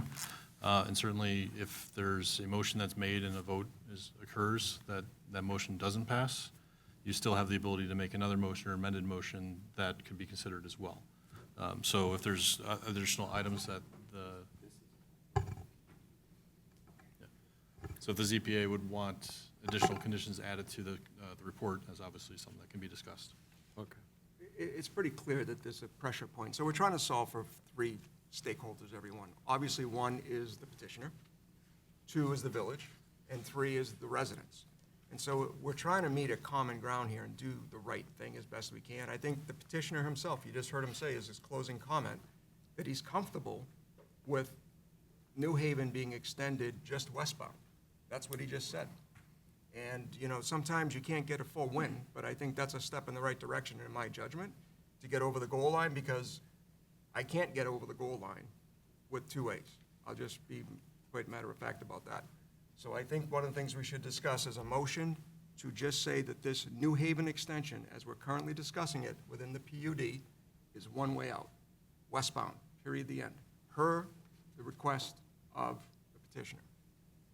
What you're saying is not exactly true, because the new piece of New Haven would be two-way up to the property line. To the Would only be cul-de-sac. westbound. Saying coming out from- exiting from Cambria would be Right. The cul-de-sac out, yeah. only. And really what it would do, Mr. Graciano, is that I think we're excluding the signal also. Not if you're letting traffic go through. You know, you might not exclude a signal. You might have enough traffic. Yeah. Well, that's not what I was hearing. It's, but- it's exiting traffic that warrants the signal. Yeah, that's the safety issue, not coming in. But it's right out. What we're saying here is that it would be right out and right in. But I At think. 31? But what Mr. Graciano is saying is when you get enough traffic going right out at the new part of New Haven, you will have enough traffic to warrant a traffic light. So I think I may have misheard Mr. DeRosa, because I thought he said that that wouldn't be the case, but Okay, With the connection to the subdivision, with the westbound out of Cambria, that would still meet the warrants for a signal with that connection. The intersection at Route 31 would be a full access interchange, regardless of whether there's a signal there or not. You would have a left out to go southbound, a right out to go northbound, and then you'd have a left and a right in off of 31. So it's eventually, if the signal is warranted, the full access point is there. It's already constructed as a full access point. That would be consideration for IDOT to put in a signal or warrant a signal in the future. but the committee itself could recommend, and this is the key point, that it would be right out and no left, out south to 31. That's IDOT's jurisdiction. Yeah, that's not our jurisdiction. IDOT We can't make it, we can't include a You could condition. make that suggestion, Yeah. but I would not vote for that. No, I understand, Jim. I'm just saying that we could do that. Right, Yeah. but what we're talking about is from Cambria Outbound, into this area, right. only into this area, not out of this area, except I want to muddy the waters a little bit in that, in the past, we have done certain things which would allow emergency vehicles through a either temporary gate or whatever. I would suggest that if we make this motion, that we say westbound only except for emergency vehicles. No, I think that's a good suggestion. I agree. So I was asking Mr. Simmons earlier, there's the technology that's available in police cars and in ambulances, fire trucks. I think the system was Omnicom or something like this. I can't remember the exact term. Opticom? Okay, so I think that might be the compromise here with all the pressure points on this street. So if I'm hearing us correctly, and I like the idea of the emergency piece too, I feel very strongly about that also. So in my opinion, we can either add a condition to the actual motion, or we can just take the motion now. I can call it and say that we want to just make New Haven westbound, outbound only, not a two-way. And I know what you're saying, Mr. But we Gressler. gotta be, you gotta be careful on how you word that. Yeah, 'cause I think that's. Westbound out of But I think there Cambria, seems to be but- some level of alignment amongst us right now for that, support of that. That's probably the bigger issue. Right. Okay. Do you want to speak, counsel? So, Yeah. for what it's worth, I think that condition or that question, that issue is integral to the PUD. When we get to that motion, whether or not to approve the PUD, that would be the appropriate time to address what does that road then consist of? It would consist of, if the motion is a unidirectional street, that would be part of the motion. Okay, so do we want to call the motion in its entirety, and then, because this is all called in, 1 through 5 is in the motion, it's all here. Right. Yeah, So you'd be adding that, that would be the motion, and you would be adding as a condition of the, if you approve the PUD, a condition of approval. That'd be a one-way roadway. Can we just add that to the list of conditions? Yeah. Yeah. So it'd be condition 21 would be that New Haven is, I would think, would we? Keep it all right, smart, so huh? I want to be clear, because I don't want this to be confusing to anyone, especially us. So we're now adding a condition to the staff report that New Haven Drive would be effectively just going out to west to 31.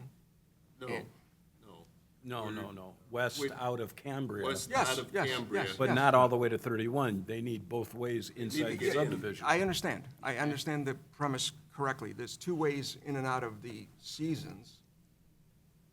Coming in, there's a two-way street. I understand what you're saying.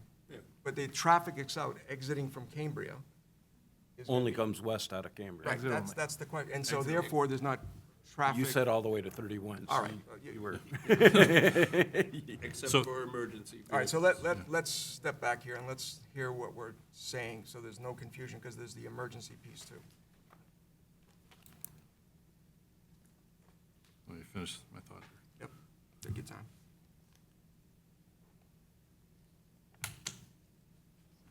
All right, so New Haven Drive will be a unidirectional connection from the existing cul-de-sac in the Cambria subdivision to the first entrance in the proposed development. So that would be essentially along the detention basin and that first structure, you would have a one-way. The east property line, except for emergency vehicles. Right. So there would be some kind of control structure. Is that what we're saying? There wouldn't be a structure that would, so the roadway would narrow. Yeah, would The we way it even would be need a designed. structure at that point? I mean, if a ambulance is coming at you, you know to pull over and get out of the way. You would Yeah. think so. Same with a squad car or a fire truck, I mean. So there would be a one-way connection from the existing cul-de-sac bulb into the development. Final design would be reviewed with the fire prevention district for access through that area. Our traffic engineers and consultants will review it as well. But the intent would be that it would be a one-way direction between at least the cul-de-sac bulb to the first entrance in the development next to, I think it's building G, or I forget what building it was. So it'd be a one-way connection through here into the development. And then emergency vehicles would have the ability to go the opposite way, but it would be essentially signed. There would not be a barrier that would prevent you from doing that. It would be, the roadway would be narrowed with one-way signage, and then you'd have a do not enter sign on the west end of it going east into Cambria, and there'd be exception for emergency vehicles with that. All right, that was where I was going with that, Mr. Simmons. So this area that I'm pointing to, if you want to just show everybody with your marker here, and then up. Yeah, so Yeah. that's exactly right. Yeah, so this intersection here in the middle of the subdivision would still be a right in, right out. This intersection here at the north end would be a full access point with or without a signal as determined by IDOT. And then the proposed condition here would be to change this leg between Cambria and the development from a two-way, as shown here, to a one-way westbound only. Right. And then it's signed appropriately for emergency vehicles and So can I just come back to this, because I know Mr. Graziano knows traffic far better than I, and if I know it at all, Mr. Graziano, a little bit, it's because of you, so thank you. But I'm really concerned, folks, that this one, that we're saying that we're going to allow, at least in this idea, someone to go left and south on Route 31. I'm just concerned about safety. That's really, my concern here, and I don't know whether or not you want to consider talking about no left off of this new road, because in my opinion, until there's a traffic signal there of consequence, that's an accident waiting to happen. It's going to happen. No different than What's that? any of the other That's roadways IDOT. that intersect 31 No, between they're- Algonquin and Crystal Lake. I know, It's- because they didn't think of it doesn't mean that we shouldn't, but, yeah. Well, it's like Louis said, I think it was Louis, all the charts show peak hour traffic, 7 AM to 8 AM, 4:30 to 5:30. During the day, you don't have that much traffic there. You were talking peak hours, the highest 2 hours I of hear the you. day. I hear you. I'm just concerned, but I think the better step here is that we've got a unidirectional component. What does that look like? There's no stop sign there? I'm talking about where we're gonna, make it smaller and do the one-way? It's just a through street, right? So there's no, do not enter, but it's just. There's probably a stop sign on the north-south road going into New Haven. Yeah, Oh, you you'd think have so? a- You'd have Yeah, do there's- not enter signs. There's a sign, yeah. Yeah. Yeah, But- so but essentially- nothing. So, yeah, as you're traveling westbound on New Haven Drive, the way to properly sign, there would not really be any signage as you're leaving the Cambria subdivision, because you could still travel in that direction.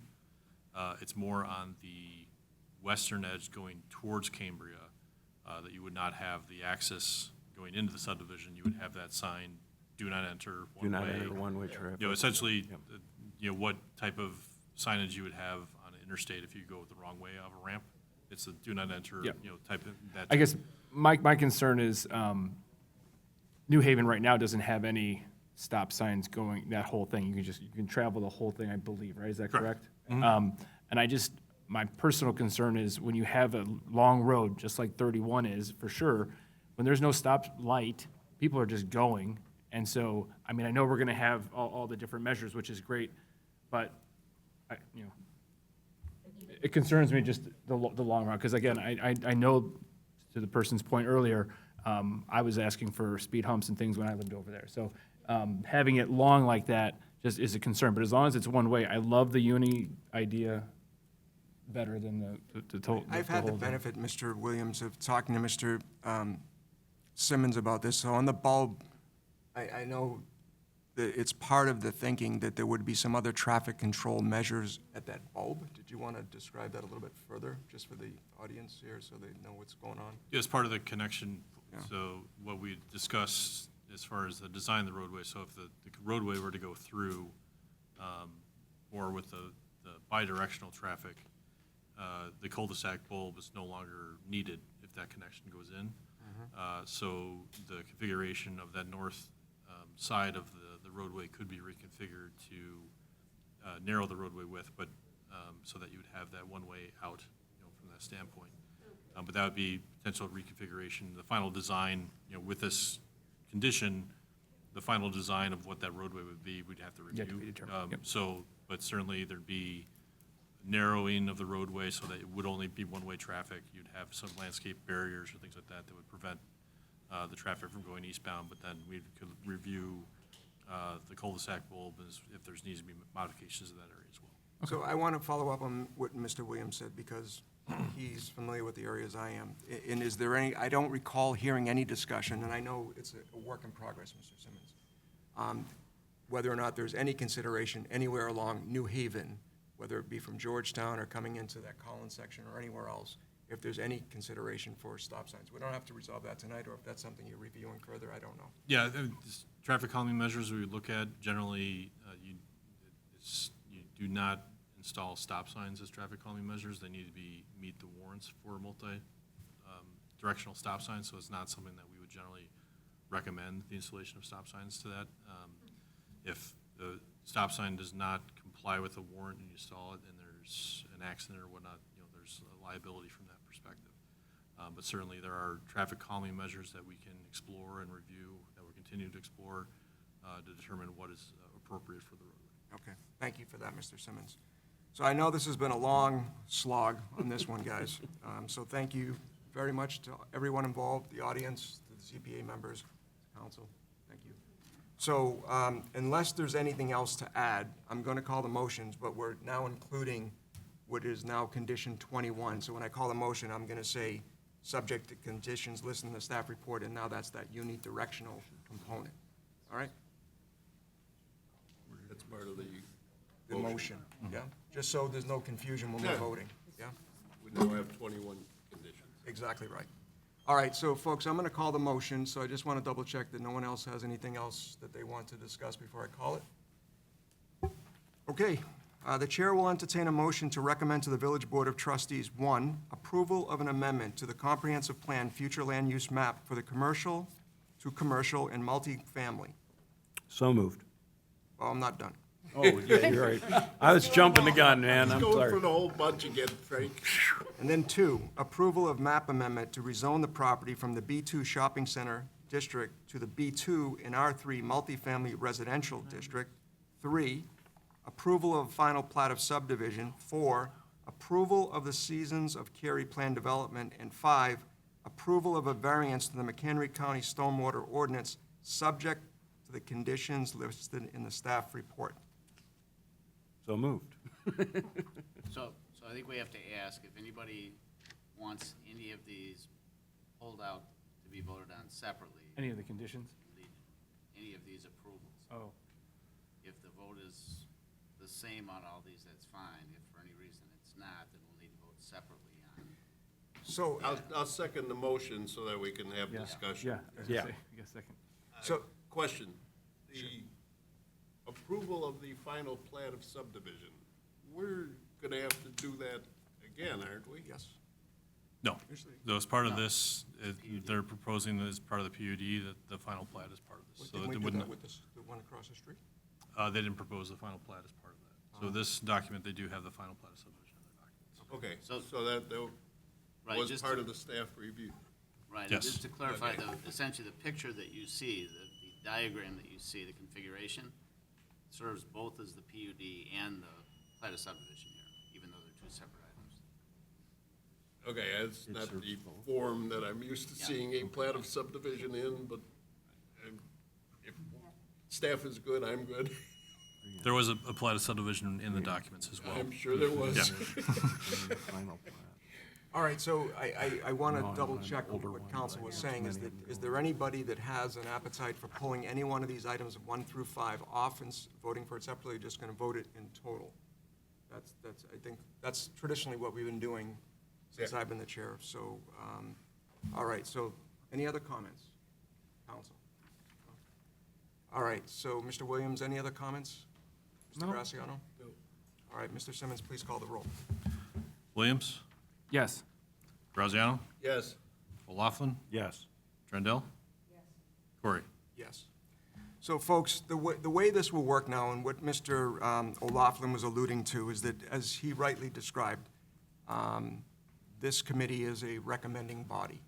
And the next step in the process is that this application will go forward to the village board. My understanding this evening is that meeting is scheduled to take place on October the 7th. We can't get it done next week. That's the next village board meeting. So I was talking to Mr. Simmons earlier. The next village board meeting where this discussion will take place is on the October the 7th. And so, Mr. DeRosa, you have a positive recommendation on the directional street. I want to thank you very much for the professionalism you've conducted yourself and the compromise that you were able to provide to us. I found that very helpful, so thank you very much. And to the residents, I also wanted to say thank you to you. I know this is not necessarily the decision that you were looking for, but I think I know from being on this committee that sometimes compromises have to be made. If the street was both directions, I would have voted no. I was a hard no on that one, and I think that's the right thing to do, to have compromise. So not a perfect situation, but I think the best we could do under the circumstances. And again, Mr. DeRosa, I thank you for the flexibility, okay? And I thank you very much, ladies and gentlemen, but the next opportunity to speak further is going to be October the 7th, okay?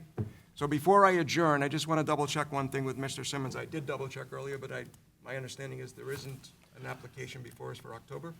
Correct. As of today, I do not have an application for October, so likely will not have a meeting in that month. Okay. I will confirm by early next week if that's the case. But I do want to close with saying thank you to everybody involved here. I know that's been a long, hard slog for everybody, a lot of reading, a lot of tension. So I want to thank you very much for the efforts in meeting the common ground. Now you're paid by the pound? You should. Okay, the chair will entertain a motion to adjourn. So moved. Second. Meeting adjourned. But none of you live on New Haven, do you? Right? I live back there.